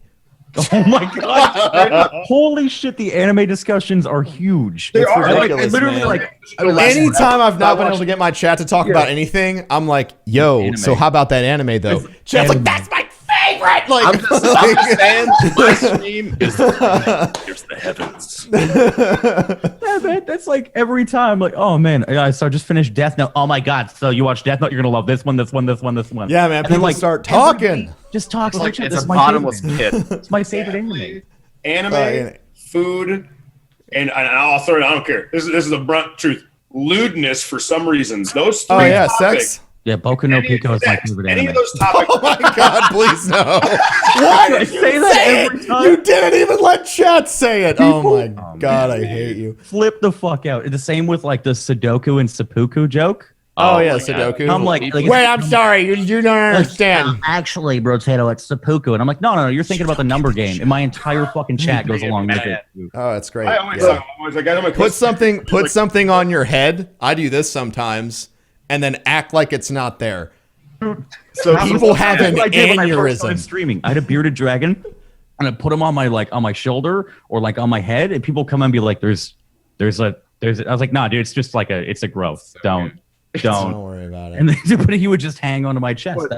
And once again, it comes down to what is going to work for you. Exactly. Are you going to be someone who is like who may be on Brotato's end, who's like 100% like, I'm on board. We can just stream Twitter and we're just fucking talking for 4 hours. Twitter plays. Fucking do it. If you are the kind of person who's more silent, but you have like, I think my gameplay is like stellar, and I can make occasional like sick, nasty jokes, or like my humor is so dry that it's like unbelievable. Then do it. Just be yourself, and like and that's why the whole topic of how do I go from 0 viewers to more viewers is one that none of us can answer. Yeah, because there's no formula. I don't know how it happened for me. There's no formula. I still don't get it. Like, how many of you? Okay, this is a serious question. How many of you in here still almost every day or every other day, at least every other week, you come back, you like sit at your computer, you look at stuff, you're getting ready to stream, and you're just like, Get confused. The fuck? How am I? What am I doing? Yeah. What am I doing? And how is this happening? Like, why are people doing this? Like, and I get like, people are gonna be like, well, you deserve it. Like, you've done this, you've done that, you've worked hard. Yeah, I know I've worked hard. I know I've done this. A lot of people work hard. How I was raised or something. Like, people work hard. Like, I have friends that lay concrete for a living that have like blistered hands and like can barely stand because of how bad their back is. Like, and I'm sitting here and I'm like, I talk to people all day and I play camera. in my room and don't do anything. And I'm just like, I'm able to make enough money to be able to pay my bills and eat a little bit of food, and that's all that matters. Yeah. But I'm like, I'm really happy. Like, that realization is really, really scary. I think that was, going back way back to the beginning of the conversation, that is when I realized I think I could make this something I could do for a living. There you go. I realized how happy I was doing it. Like, how happy I was, and that it was actually something that was profitable. I was like, I need to put more time in this. I need to take the time out of the day to sit down and like write these ideas down and share them with other people. And that's another thing. Never be scared to talk to other people that may be trying to stream, because you never know when somebody might come up with a great idea. Then you're like, boom, let's do this. Like, Yeah. Oh man, I love ideas. I love sharing ideas. Even these podcasts are a great place to do that. So this is the follow-up question to that question, because I feel like it's also one that affects a lot of people that we haven't touched on. And I guess I don't think it's considered part of tools, but it's something to think about. Schedule. Is it important? Yes. Out versus later, or just period. 100%. I've always said, like, even if you can only stream every second Tuesday of every fourth month on a blue moon, like, just tell your viewers and you can, like, they will show up. They know where to find you. Yeah. Absolutely. It's just like watching a TV show. It's just like going and watching Conan at night. You go to watch Conan, Conan's on at X time. It's like, okay, Birdman's on at this time, or T-Rex is on at this time. Like, it becomes a routine for people. Think about yourself like a television show. Yeah, I used to say that to my mom all the time. She'd be like, can't you just start like an hour late? I was like, Mom, when was the last time The Walking Dead started an hour late? Okay. Oh, daylight savings doesn't count, Mom. God dang it. You fucking use that loophole. Got me. Reruns don't count either. Like, schedule is super important. The hardest part is getting people to listen to that. Oh my god. Like, Yeah. to Dude, understand. and people don't listen to schedule. Anyone on the internet to listen to anything. Okay, that's really true. Amy and I, for my birthday, we went to see Lewis Black, and I'm like, he's Lewis Black. He's a comedian. Like, people know what the hell's going on with his life. He live streams like the last 30 minutes of his set. Every fucking time, he's like the first 3 fucking comments I see. Like, it says it's either you're 2 minutes late, oh my god, I had no idea you were doing this tonight, and where the hell are you? Even though it says on Twitter when he goes live, broadcasting live from this theater in Tampa Bay, Florida. Yeah. Like, people don't pay attention. He's like, we could be standing out in front of the sign, and I'd have fans walk up and be like, yo, Lewis, what are you doing here? And he's like, it happened. Like, so, oh my god, so it doesn't make any sense. You can never. That's like the same with the people that come in, like, yo, man, where you been? Like, it's been like a month, and you're like fucking streaming, like, where every day. you've been. Whenever I see someone saying, like, I'll be like in Ben's stream or just a random, not my stream, just talking, hanging out. Gosh, be like, T-Rex, when are you actually streaming again? And I'm like, you literally you get put in, like, when somebody says that to you in another chat, like, they're like, man, I haven't seen you streaming like at least a month, and you're like, I want to ban that person. That's what I want to do. So I just ignore them. So that is to sum that up, that is the importance of schedule. You need to enforce it, even though people won't understand it, because the people that listen will be the ones that are there, and the people that never listen will constantly ask. And enforcing a schedule is good, and do bonus casts though. Like, you might have a 6-hour stream, but then like 4 hours after your stream, you're like, man, I'm bored. Hey, throw the stream up, do a bonus cast. Let people know it's there's nothing wrong with that. Here is this is a follow-up to the follow-up question of follow-up questions. I like it. Do you feel, I guess we're talking about growths, but I still want to hear your opinion on it. Do you think schedule is nearly as important once you found yourself to be comfortable with how you were established? Because for me, like, my schedule is like the loosest fucking thing on the planet at this point. I feel like maybe if there's more things that, like, so like if Destiny had like more content to do and I was more like what's the word I want to say? Regimented. I don't know, with things I like wanted to get done in a game a specific day, then maybe I would be. But for now, it's just like I woke up at 2 in the afternoon. I'll shower, eat, and I'll stream for I don't fucking know, and I'll go to bed, and then I'll wake up and repeat the process. Like that's been kind of my thing for a while now. Is I've been just kind of streaming roughly about an hour after I wake up and get everything all sorted. I just go. Mm-hmm. I feel like it's been doing okay. I feel more energized because I don't feel like if I'm like, oh my god, I'm so tired, I gotta wake up and stream. Like that's, and I guess it depends on the personality, but for me, it's like a schedule for sometimes felt it made streaming become a chore.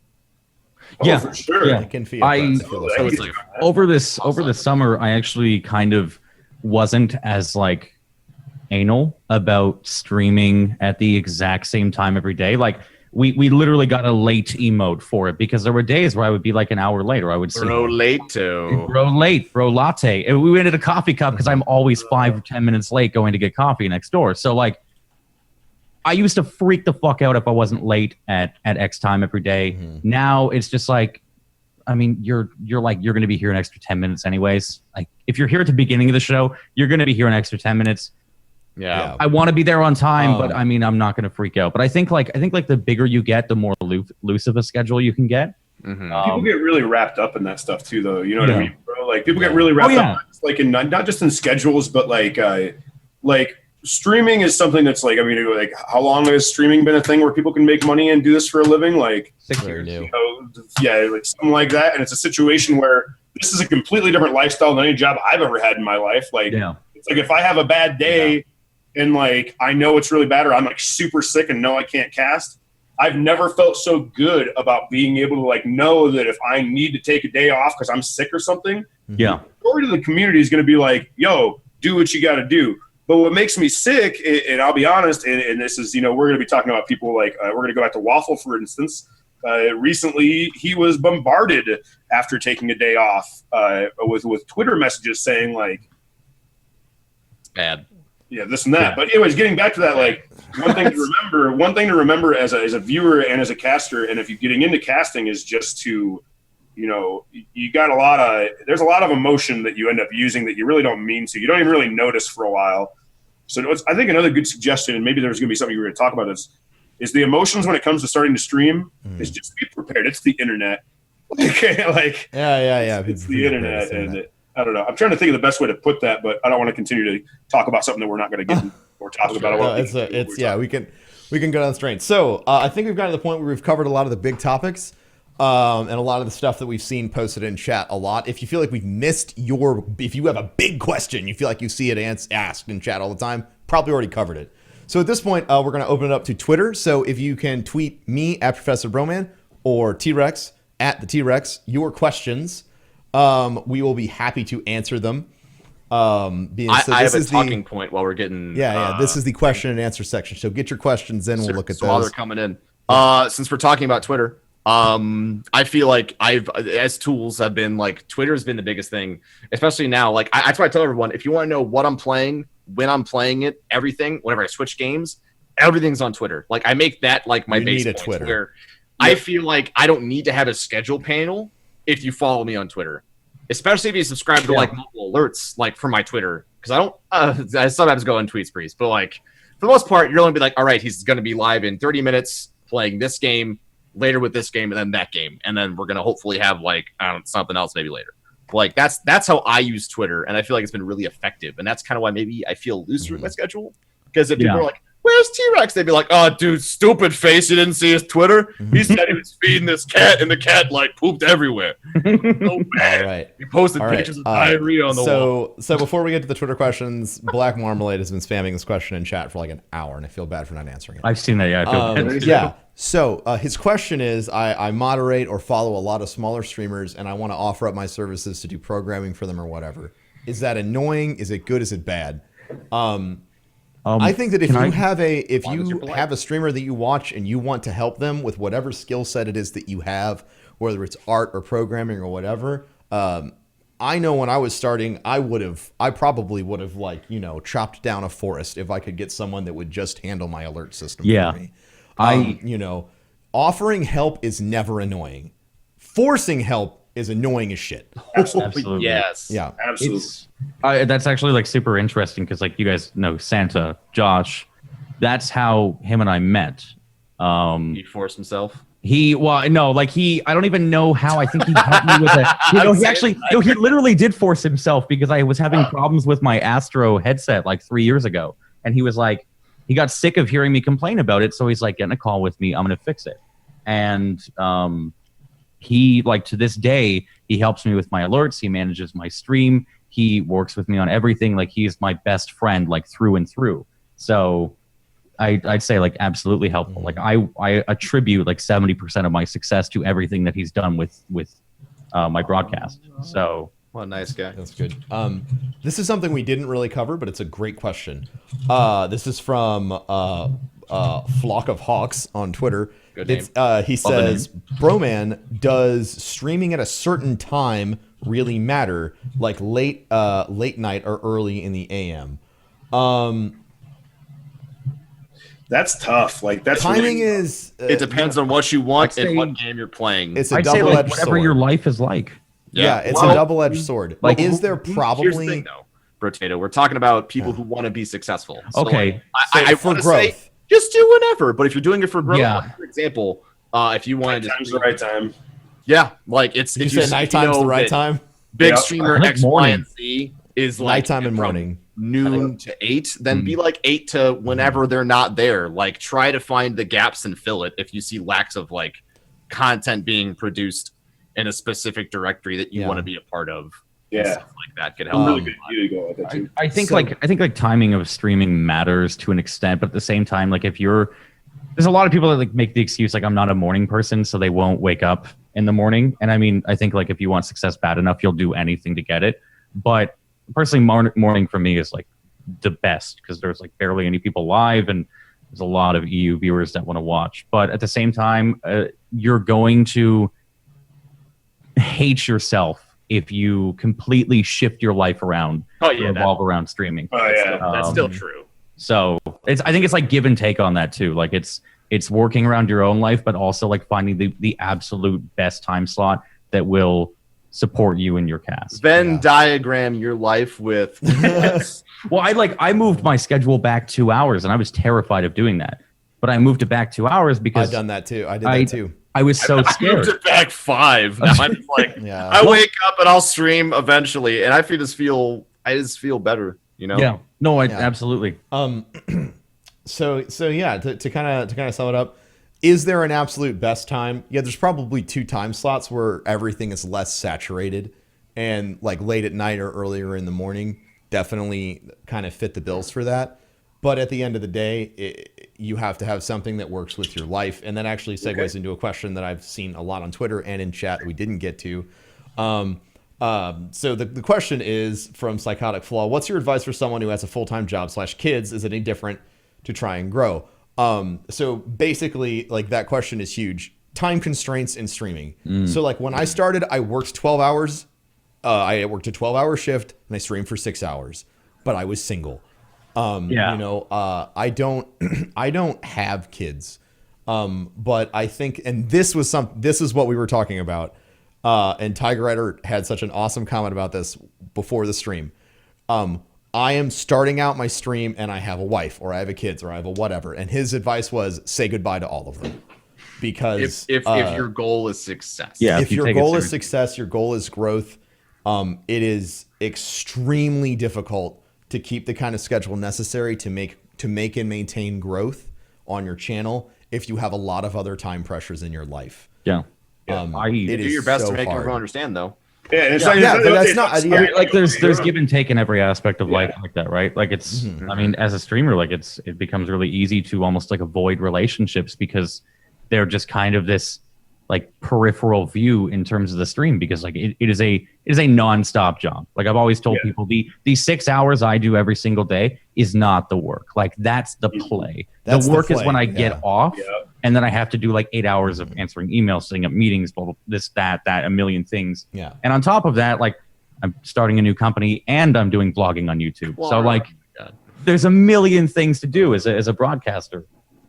Yeah. Breaking up. So my Yeah. So to yeah. break it down, because I Like, see this brought up, it's- there are definitely broadcasters that you guys watch, know of, that have families and they are successful.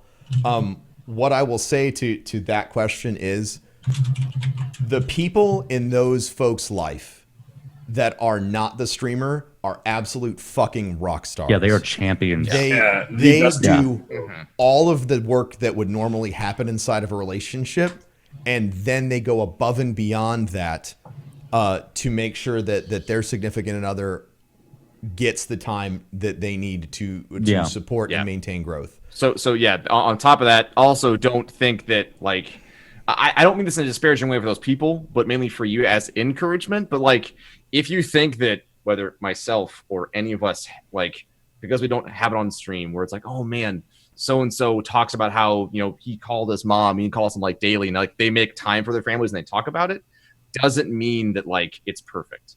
I want to make that clear too. Yeah. If you feel like, I feel like now that I've started doing like 4 hours stream every day on top of work, I spend like half hour less than my kids and other things like, but so-and-so can make it work. Everybody's different. There's a curtain. Everybody has a different There's life. a lot of stuff you don't see. Yeah, and there's so a lot of stuff you don't be disparaged if you feel like someone else who is streaming is handling that situation better than you. Because one, they're not you. Their family is not your family. Their friends are not your friends. So don't compare yourself to that situation. Yeah. I have done that before. Yeah, I felt like sometimes I'm like, God, this guy has it all together, and I'm like fucking drinking beer. Like, it's just that it's just a mental thing, Yeah. So that's I ended an engagement, like literally soon to be married, because she didn't accept streaming, like straight up. I mean, I'm not saying do that, but like that is how it just remember, don't do what Bro Tato did. There is fucking do what I did. That's of this podcast. So to kind of lock all that into a nice little ball when it comes with time and other people in your life and things like that. Growing your stream, there is going to be an emotional and physical cost, and there's going to be a lot of pressure on your time. Yep. And if you have a support structure around you of people that you love and care about and love and care about you, and you can communicate effectively, this is my dream, I want to do this, back me up, you'll be okay.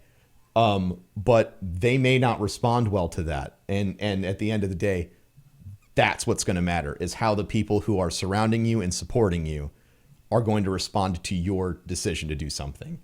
Yeah. What?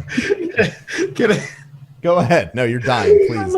Wes, one of the guys that's always in my chat, he just said this. This sums a lot of things up. He goes, Tiger makes me feel bad when I have to carry Blops after he AFKs to finish an email real quick. Like, it's literally like, that's like the truth. Like, I'll be playing games and I'll see I got an email back. Hold on 1 second.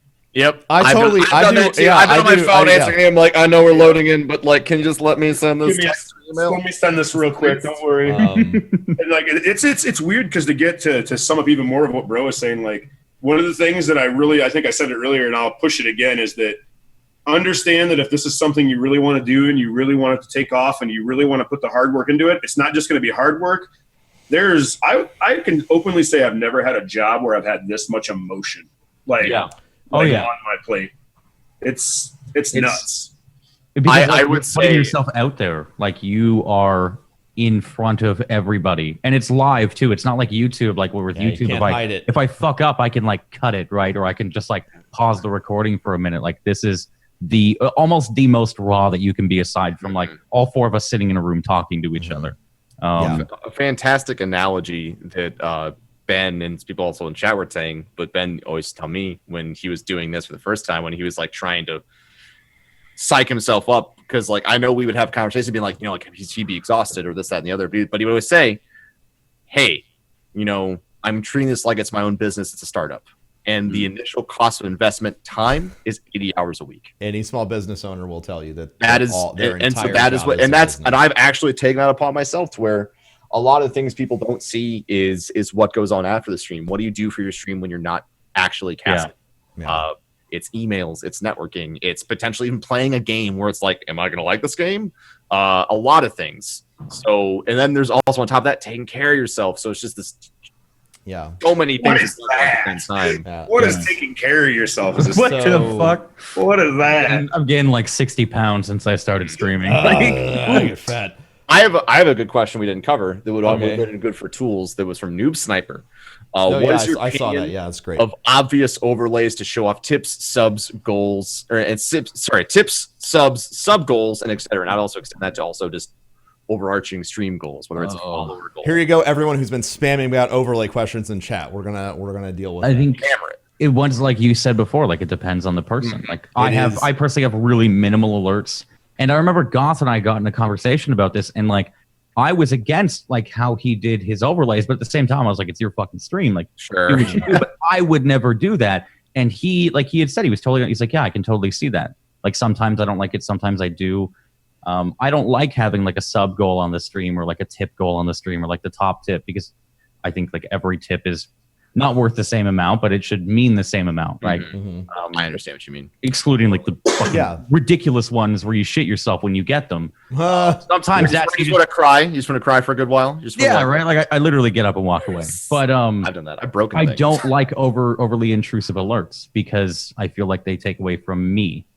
Not even the game, like they just take away from me. When I worked with support class over a lot of my new overlay things, that was a really big proponent that I was talking to him about. I was like, these are the alerts I've been using. I would like them to follow suit for how invasive they are to the stream. I have a very specific, I guess to me, it's a very specific line of like, this is too much, this is not. For sounds, for what the actual pop-up, how long it is, all those things. Like it's very specific in what I like and don't like. So absolutely. So once again, I guess it's tailored to you. I think that the best I've had a lot of folks come to me advice about this for a while, and because overlay is something that I've invested heavily in on my stream because I think that it matters a lot and it helps with quality and production and it's something I care about. But at the end of the day, just like we kind of started talking, identifying your personality is the most important thing when it comes to designing your stream. If you're an over-the-top, sarcastic son of a bitch, and you want your overlays to be like that, fucking go for it, man. Like, just call a tiger I right will around use like the that, example man. because we're friends and I've known him for a long time. But like, not anyone. Witwix gets away with stuff that would kill most channels. Oh my god! Yeah. Okay, Like, because he is a sarcastic son of a bitch, and I love him for it, and that's just who he is. He has the road to 10 million followers thing up in the corner. It's you so know, cheeky, you man. know, like everything is cheeky and huge and like poorly drawn, but it's Sell him. out with me. Yeah, you know, No, it's dude, him and it's it matches his him. personality, Like, so Yeah, it it's doesn't. just it is. So it It is doesn't Witwix. it doesn't clash. So I would say identifying your personality and then weaving your overlay into it just like you would do with the rest of your stream is going to be the most effective thing for you. I knew Broman was going to bring up Witwix. He's a wonderful example and he's my friend. So of course I'm going to fucking It's rip on true. him. Like personalities are like that's the best thing about Twitch is that me and Bro may not stream the same way. Me and T-Rex may not stream the same way. And that's why you love people. Like you find someone that fits like your community, your kind of person. Like that's the best thing about the internet and Twitch is that I've never found so many people that can be so amazing. And as far as like bringing that into something that can help people grow their streams is to realize find communities that you like, start a community that you like. Don't force something, be yourself and like, just have fun with it. And if it works, fuck yeah. If it doesn't, keep trying if you want to, but it's a situation where like, that's the best thing. Like if you don't like my stream, I tell people that when they come in, like if somebody raids me, I always tell them like, hey, if you got 20 minutes, stick around, see if you like it. If you don't like it, you can dip out and I'll never even know. And it's not even a big deal. And I'll understand because I'm weird. Like I dance with my arms like this on stream and I'm a 29-year-old man with a beard. Like, I don't think I don't know what I'm doing to myself. I know there's people that come into the chat and they're just like, what's he doing? Dude, it happens to me all the time with Twitter. They're like, do you even fucking play games, dude? Like, I'm like no, I don't. I don't. Like, I don't. So there's this is so good. There's so many really, really good questions. Some of the questions I'm getting on Twitter, we already hit. Like, we so have if to you do a haven't been part here the two. whole time, catch it on. We might do a part two. We might really Before we leave alerts, follower alert. Do you like it? Yes, no. Me? I like mine. No. Well, I don't like the really noisy ones, which is why mine, for me just for you. personally, is very quiet. It just shows up and it's gone. So no. Yeah. I like them. I like it. I just don't have any sounds on it anymore, and I get weird because sometimes I want sounds on it, but then like you run into a night where somehow or another you reach the top of the directory and those follows are coming in like every 5 seconds. You can't have a sound at that point in time, so it makes it really tough. Because I like to welcome the followers, and if it's been like 10 minutes on a follower, I notice out of the corner of my eye I see somebody followed, like I want to let them know they're welcome. It's hard to do it all the time, but I like it. It's weird. I think it's good. Yeah, I think that and I again, like I've transformed a lot when it comes to overlays. Like at first I was like, nothing on my fucking stream except my face. No fucking tips, no Dude, I was the same, man. Nothing. And I was like that, but I got to the point where I realized that it isn't. It depends on which place it comes from for you. So for me, it was like, I want to recognize everyone's level of participation in my community, whether they're joining it for the first time by following or supporting it with a sub or a tip. Again, it all tailors back to what's your personality. Try and match that the best that you can. Oh man, there's so many questions. Just to hit this one again really quick. How do you broadcast to no one? How would you cast if your chat didn't work? I actually have a story about that. Ooh. Back when I was playing, still speedrunning Borderlands 2, halfway through this run that I was doing that was on world record pace, chat died for 2 hours. Oh, no chat. I remember those days. Yeah. Chat just literally just stopped. Was that like 2 years ago? It was. I think that maybe a year and a half. Yeah. Year and 7 months, 8 months. Chat just stopped. And so here I am in a situation where I have like, I think it was 1,000 people watching me, excited as fuck. And like, that helps me focus. And then all of a sudden it was like someone just took my little balloon and went, and I was like, yeah, fuck, what do I do? So like really quick, I just started talking to myself, making fun of myself, talking about what was going on. And since it's my personality and what I've done my whole life, I started like giving a lecture on what I was fucking doing. So funny thing is that happened to me during Fallout. For some reason, Time Warner like demolished my download speed. My upload was fine. It was still 20. It's fucking my download though was like 0.3. So my chat just stopped because it just wouldn't receive information anymore. So what I did was I was like, all right, pull my phone off Wi-Fi.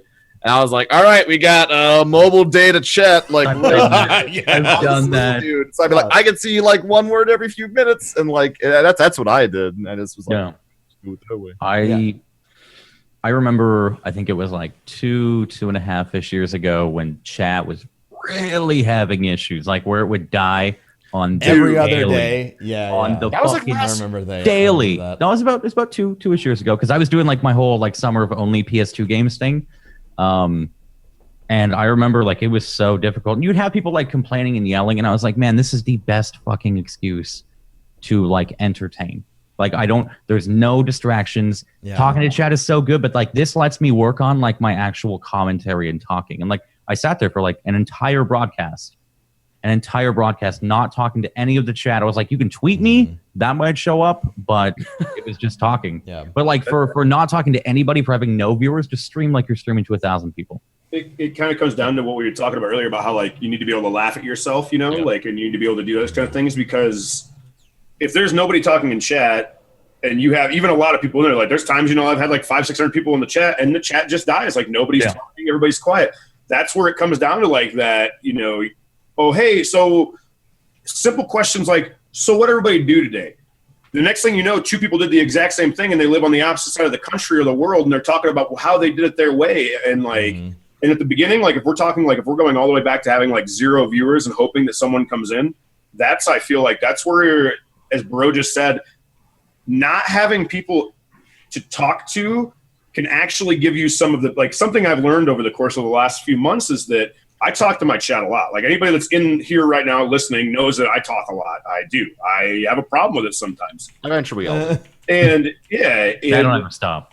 If there's no one in the channel, it gives me that. If there's like no one talking, it gives me the perfect opportunity to look for. To never shut up. To comment exactly. To never shut up, to talk about things like that you can commentate about, and it's hard, but I think that like it comes naturally for some people, and for some people it's something they really have to like practice a lot, because talking to yourself's not easy to do if you don't know how to do it. And what do you want? Also, on top of that, who are you streaming for? You stream for people? Do you have? Is the only way you can stream is with viewers? Then I don't want to sound harsh, but like reconsider what you're doing. I mean, if you cannot be the same person, which I understand, like having a personal like, man, I wish I had like I feel like let me specify. I feel like I cast differently in front of 3,000 people versus 300. That's a fact. Yeah, but absolutely. I still feel fulfilled and enjoy both.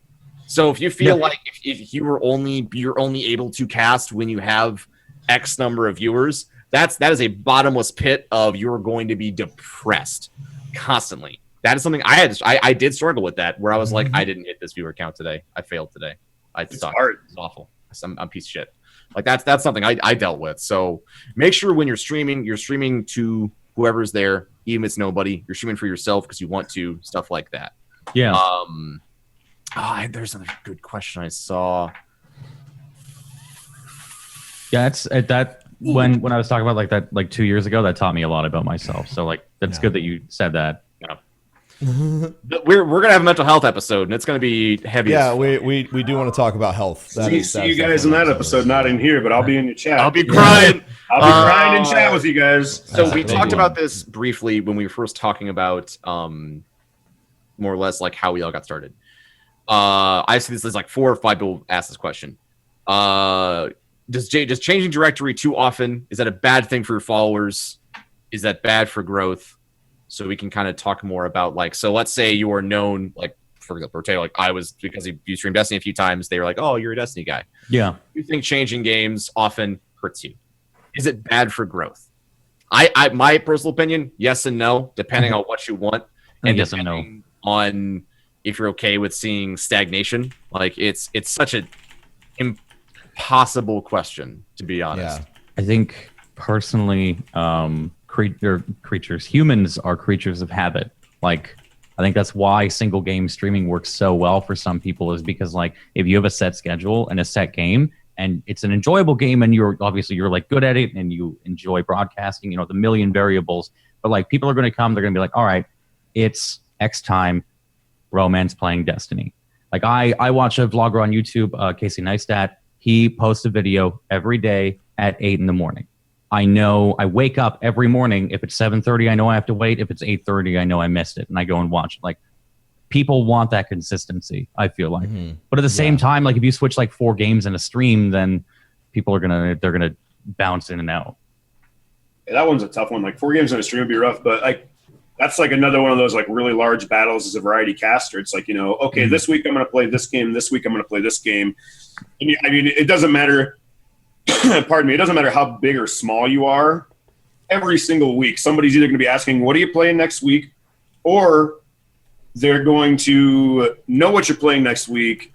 And they're going to be like, I'm sorry, I won't be here. Because either they don't want spoilers, or they just don't like the game, and they won't be there. But then as soon as you change over to a different game that they don't mind watching, they'll be back in a heartbeat. And it's hard because no matter how you look at it, that stuff can be really, really disheartening, even though it really doesn't need to be, if that makes sense. A great example of a proponent of multiple games changing and being okay with it, outside of just you guys, is Dance Gaming. I think he is like, if you want to have someone to look at for success on what building from variety can do for you, holy shit. Yeah. I mean, what, 6 years? 6+ years? 6+ years. Yep. Started as an admin on Jason for a long time, been doing Horror Month, and it is a slower grind and a slower roll. But the nice thing is you can know for a fact that if people tune in, they're there for you. On top of that, they're probably more invested in the channel than potentially some single game streamers. That's not shit talking viewers or shit talking. No, it's just a fact. It is a statement of fact. No, they're emotionally invested in you as a person and your success and your stream. That can lead to things like them more likely to subscribe, tip, be there as long as they can. Yeah. So that's why it's more or less an impossible question, because in the short term, I would say yes, it is bad for you. But if you're trying to look at the long term, the whole big picture, variety is great for you, which is why, to a degree, I'm really excited that Destiny doesn't have as much stuff going on. Because shit, it would suck if I had to be rating as much as I did when I play Fallout. Like, Yeah, it's downtime when you're single game streamer is great because it allows you to add it allows you to add variety without people getting too down your throat. Well, it brings new people in the community in too. You know, as well. Play Fallout for a week after playing Destiny for years. People are gonna come and be like, "Oh, I really love Destiny. I'll watch it too." Yeah. I think I don't know if this is off topic or not, but since you brought up Dan's Game, I think this reminds me of something that I've said to a couple of people, is that there's only ever going to be one Dan's Gaming. And there's only ever going to be like one Professor Broman, one T-Rex, Tiger Redder, and Brotato. Like, just find what works for you. Like, if switching 4 games in a stream on like a certain day a week, like a lot of people do subathons or the sub days like that. If that works for you, then do it. But Dan's such a hard comparison for me because the dude literally used to like clean his house and get 3,000 viewers, and I was one of them. Like, I fucking loved them. Oh man, that's why Dan clean stream, clean streaming, or you can't compare yourself to Lyric or like Man. Like, there's just some people because they were there first. Yeah, benefited. They're not like comparisons. But I'm just saying, like, if you want someone to aspire to, like, the power of that, it's important. And I mean, I'd be okay with answering this one question. It was in chat, it was on Twitter, but I feel like it's something I'm seeing a lot about. And it's kind of piggybacks some other questions on Twitter that talk about like viewer time, like, you know, rating from big time streamers. Because as a small time streamer who watches a bunch of big time streamers, I must say I've noticed over the past couple months, if you can't make a connection streaming to some top shooter somewhere, it's almost impossible to get big. I've been streaming for 8 months now, and my views and follows stopped going up like 2 months ago. So, few thoughts. One, if you want to talk about your follows and views, I know that it's different, but like, since Destiny's been slow, my growth is like 10% of what it normally is. Like, it's very small.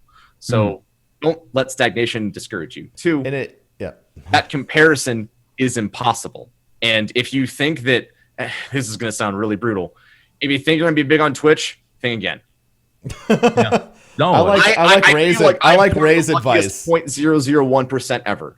Like, if your goal is to get big, prepare for a fuck ton of disappointment. Absolutely. Like, that's Brown Man's so biggest lucky advice to be where I'm at right now. So lucky. Even with the most raids imaginable from the biggest streamers, there's a chance even then that people won't like you for whatever reason. It's so brutal. I mean, it's like, true, dude, though. Destiny rated me like 4 days in a row with like 7,000 people, and I still only to this day average like 300 to 500, maybe 600 on a good day. Like, raids are not the biggest thing. Like, they're not what everyone makes them out to be. I just want to say that, like, if you're hinging on a raid, if you're fucking thirsting for a raid, like I was 4.5 years ago, I'm thirsting for one of them raids. Stop. Like, you're gonna be disappointed because, like, you're gonna get a couple follows and everything, but it's not what you think it is. And I can guarantee there's a couple people out there that think it's like that. It's not like you think. It's all about how many you can. What's the word I'm looking for? After a raid, it's not really about the raid. It's about the retention. Yeah, retention. Wow, I can't think of words today. I don't know what my problem is. Thank you. What are you, an Abyssodarian? I know words. Good words. What's the word mean? It's like asshole. Don't worry about it. I love assholes. Wait, did I say call it asshole in a different language? Don't worry about it. But it's the hard and honest truth. Like, and I guess that's the biggest thing. How do you grow your stream? Sometimes you won't. Yeah. I'm not saying give up, but I'm saying that you may be in a 3+4 year situation before you see anything.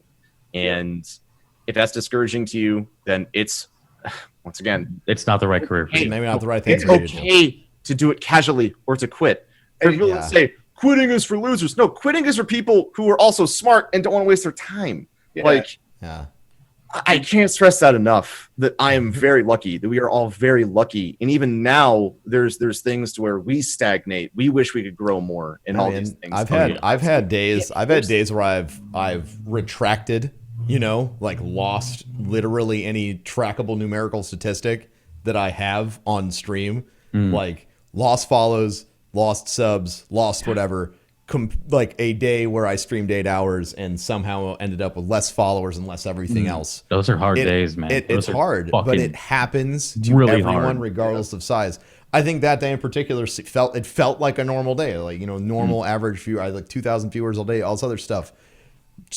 and that may be a good point that we haven't mentioned before, but just because you have a lot of viewers on your channel doesn't even guarantee you growth. Oh yeah, you want to talk. Sometimes it can be the exact opposite. You want to talk briefly about important numbers, or at least the numbers that you pay attention to that you feel are important for success, and dealing with changing numbers. I guess that too. Like for me, for example, we talked about like subs. Like for me, like I want 100% of my income. Like I budget my monthly expenses based on my sub count. That's what I do, because that is to me consistent to a degree. It fluctuates still. Mm-hmm. I feel like there's a baseline that I'm like, I can expect this. Yeah. And that's what I build off of. And it sucks when I do a 24-hour stream and that number goes down from when I started. That fucking hurts. Yeah. What's funny or about seeing, is it brings or seeing your followers basically, because you're playing, let's say, not a game they were interested in, like they might have been like flat, where like you lost as many as you gained. Like those are, so for me, it's always been about concurrent viewership, making sure that they're, I mean, not making sure, but like just paying attention to that, and then sub count once you're partnered and stuff like that. And then like followers are cool, like when you're starting out, but at this point, it's just a number to me. It's not a number I deeply care about or am invested in and stuff like that. So it only gets harder, I think, is the best way to put it. You're constantly trying to one up yourself. Yeah, it's funny because you get another thing too, and I don't know if this Sam was so good. Is the thought process of getting subbed and that being the end game. Like I think a lot of people have that idea, like all I need to do is get a sub button. Yeah. And as soon as I have that sub button, oh man, game on, I win. Like it gets like 1,000 times harder after you get a That's what's that thing that Avalon Star always says, the partnership is just the interview. Yeah, just like, it's just the interview. That's good advice. Like that's just the one stepping stone, and then like you reach that and you're like, yeah, it's like in those movies when they're climbing like those fucking staircases in like Tibet, and they reach like 200 stairs up, and they're like, and then they look up and there's like 400,000 more snaking up the mountain. Like that's being a partner on Twitch. Mm-hmm. That is, you hit that, and then you're like, oh shit. Really? I would suggest. Oh, sorry. No, it's okay. With numbers, I talked about this before too on that blog thing. If you are looking at your numbers, you have to be very aware of how you're looking at your numbers. Like, the sub numbers are very important. Your viewer count is important. And like, if your subs go down, like let's say there's days where I wake up and I'm like 40 subs down, and like first reaction is like, what the fuck did I do last night? Like, what happened? Did I flash my dick on stream or something? But like, then you have to think of what you did a month ago. You have to think of like, if your viewer count goes down by 20, you have to think of like, who just went live? What time is it? Am I being entertaining? And like, normally it's not the very first thing you think, because like you watch your viewer count go down, you're like, oh man, I'm not entertaining. I suck. But like the reality is probably fucking Lyric just went live or something. Like it's important how you look at the numbers. I think every number you said though is, or like every statistic you said, T-Rex is spot on. Yeah. Like those are the important ones. Yeah. Something that was brought up in chat, and I don't want to delve into this too much because it is a topic that we're going to cover in a future aspect, making a living or monetization on stream, which is like always a really touchy subject. But it does fit in with what we're talking about right here, and that is, honestly, at the end of the day, the quality of entertainment to the people that you provide that are present is ultimately what's going to make or break you as a broadcaster when it comes to your career. Viewer numbers, follower count, these things do not directly associate or disassociate with income. The churn of viewers, you may have 500 concurrent viewers all day, but 5,000 people visit your stream every day. And if every single one of those people decides to be a sub, guess what? You have 500 concurrent viewers and 5,000 subscribers. Yeah. It is a completely reasonable thing, and a true statistic for some folks that I know and am friends with. Yeah. So there is like we said, partnership is the interview. It gives you the chance to take everything to the next level and to make money or whatever, a living off of doing what you're doing. And that's why I call into like the reason why I don't focus on followers is because it's a misnomer. People feel like if you have more followers, that equates to more subs. When currently I had more subs about 15,000 followers ago by a decent chunk. So that's just it's a number I think some people harp on, and I feel like there's more important numbers for you to focus on, and it will make Honestly, you also less discouraged. Focusing on quality. Yeah. At the end of the day, I think that focusing on, and this is a pitfall, and I think that this we're all dancing around this, but this is the real fucking truth. Real shit. Every single one of us has probably gone through a period of time where we got too hung up on one of these numbers that we're discussing. Yeah. Oh, And 100%. because we did that, it degraded the quality of our broadcast, which creates a diminishing return cycle. You keep getting more angry, things get worse, more angry, things get worse. Yep. That actually at the end of the day, the quality of an experience that you can give as a broadcaster is what matters the most. It's like tilt. that actually Tilt. It literally is exactly like tilt. kind of like perfectly leads into a question that I really want to ask you guys. Have you ever like hit a moment on your stream where you reached a point of growth where you wanted to reach and you did not know where to go next? Absolutely. Because I hit that point where I can call this a career, and like any of my subs and viewers will know, like back in June, I hit 1,000 subs. Like that was my big thing. And that was the worst big for me fucking too. thing that could ever happen to my channel, because I lost all motivation after that. I was like, I made it. Like it really was. Like I was like, I made it. I did it. Whatever. And like, Turn the cats. No, we don't need them anymore. Put the cat back in the shelter. So- But, like that was something I focused on for years. so I finally reached it. I brought it up and someone asked, they're like, okay, Broman, you said the problem. How do you deal with that cycle? As weird as it might sound, I think that rediscovering what got you started, at least for me, every time I've gotten stuck, that's what fucking pulled my head out of my own ass. 100%. You know, Yeah. rediscovering and saying, yo, I did this because I love entertaining people. And I did it for like a week during one of these cycles that I was having. I fucking closed all my windows. I didn't know how many viewers I had.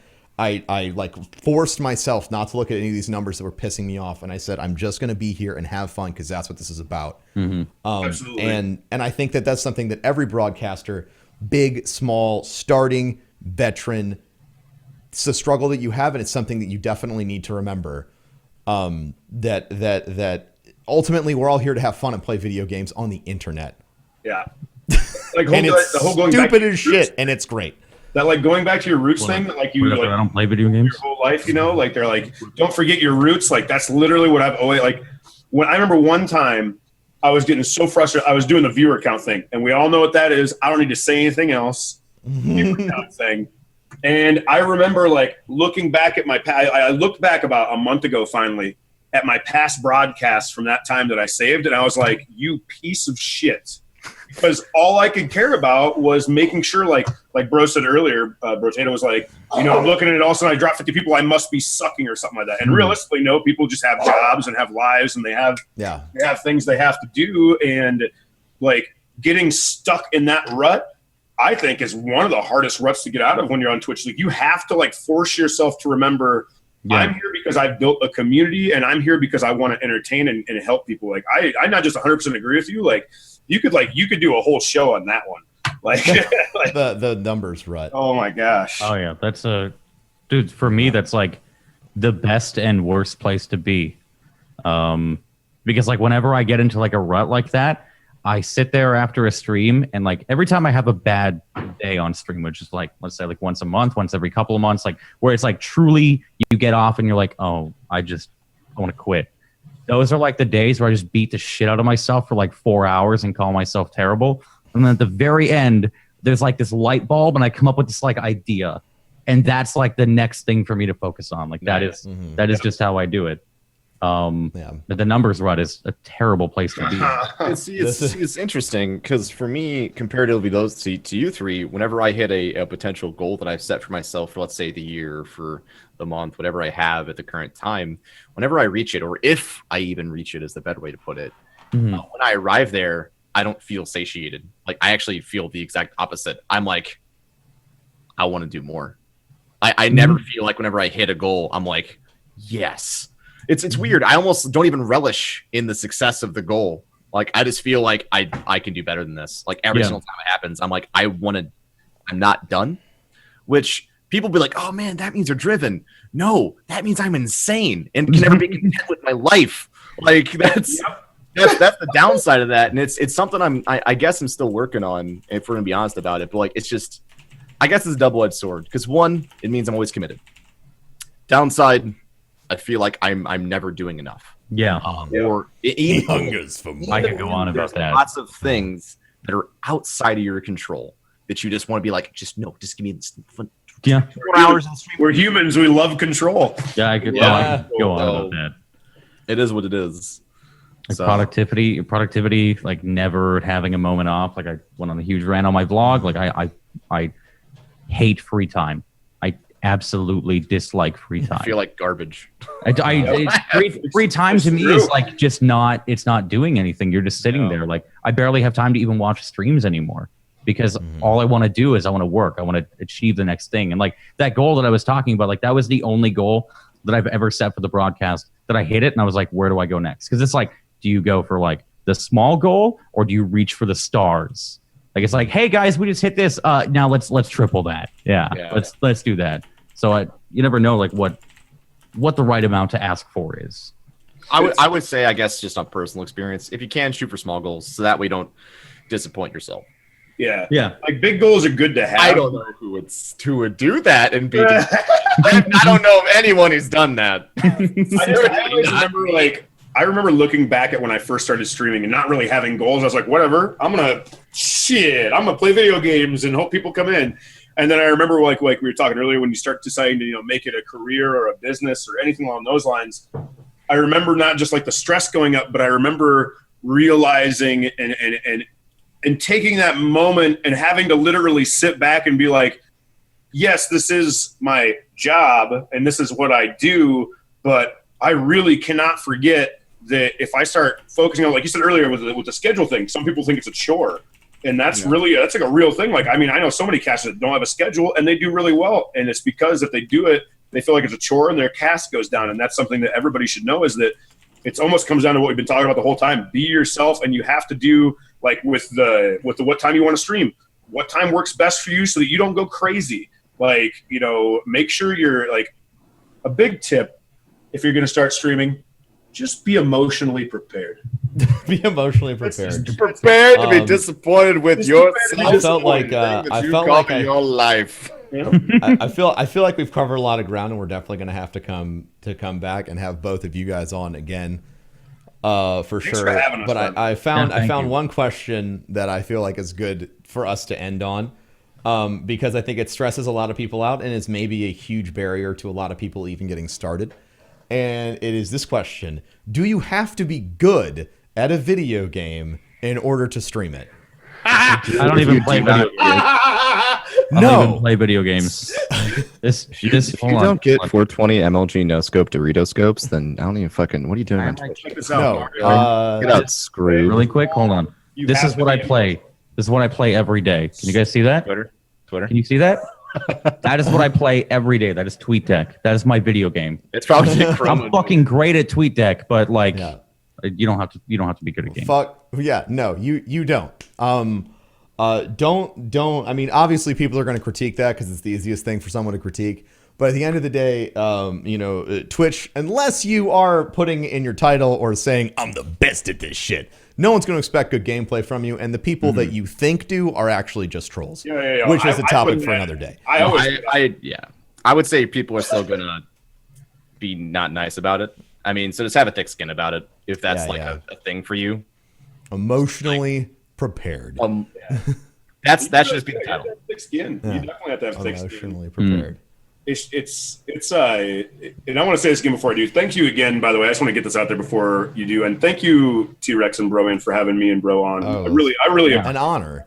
No, thank you. No, it's an honor for me. I was, when you asked, I was like, oh yeah, let's do it. I got excited. I heard you guys were doing it with Tiger, and then like T-Rex, like you brought me into the DMs, and I was like, I'll stop at you. You're being So nice. excited. Yeah. When you brought I guess we can invite Yeah. So before we sign off, and usually we do a little bit of, for those of you who are watching later and a hook to get you to come, watch is usually after we're done, we hang around and shoot the shit for a little bit. But while we're closing up today, I just want to say, obviously, thank you to Brotato and thank you to Tiger Rider for showing up today and sharing their wisdom. I feel like we got a nice, really good discussion with the breadth of experience and time and variety casting and single game casting, and it was really, really a wonderful discussion. And thank you all for watching live. You will be immortalized on the YouTube. But we'd like to end it by telling everyone where they can find all of us. I will go first because I'll be the one that everyone forgets. And Brotato and Tiger Rider, you guys go last. I'm Professor Broman. You can follow me on Twitter at Professor Broman. And you can follow me on Twitch at twitch.tv/Professor Broman. T? I'm T-Rex. You can find me at twitter.com/the-T-Rex, at the T-Rex on Twitter.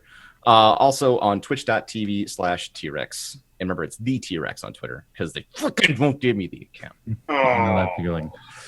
I'm about to get into a legal battle for mine, so I know that feeling. I'm fucking doing everybody. it. I'm doing it for everyone. Brotato, where can they find you at? You can find me at Twitch Brotato on Twitter, just at Twitch Brotato, and my stream is just at Brotato with an E. With an E. Don't forget the E because everybody does. Everybody does. So if you were gonna type the URL but say it out loud, what would that URL be? That hurts my brain. Twitch.tv/BROTATOE/subscribe. You gotta sneak it in. You gotta sneak it in. That was well played. I'm Tiger Rider. You can find me at twitch.tv/Tiger Rider. And if you're looking for the Twitter, it's Tiger Rider TV. So it's just Tiger Rider with TV at the end. But a literal TV. And thank you guys for having me again. Thanks everybody for watching. Yeah. So that is it for this week of the Streaming 101 podcast, Growing Your Stream. I know we didn't get to all the questions, but we will definitely be revisiting. We'll definitely be revisiting this another time. So for all of you watching the podcast, thank you for watching, and we will catch you next time.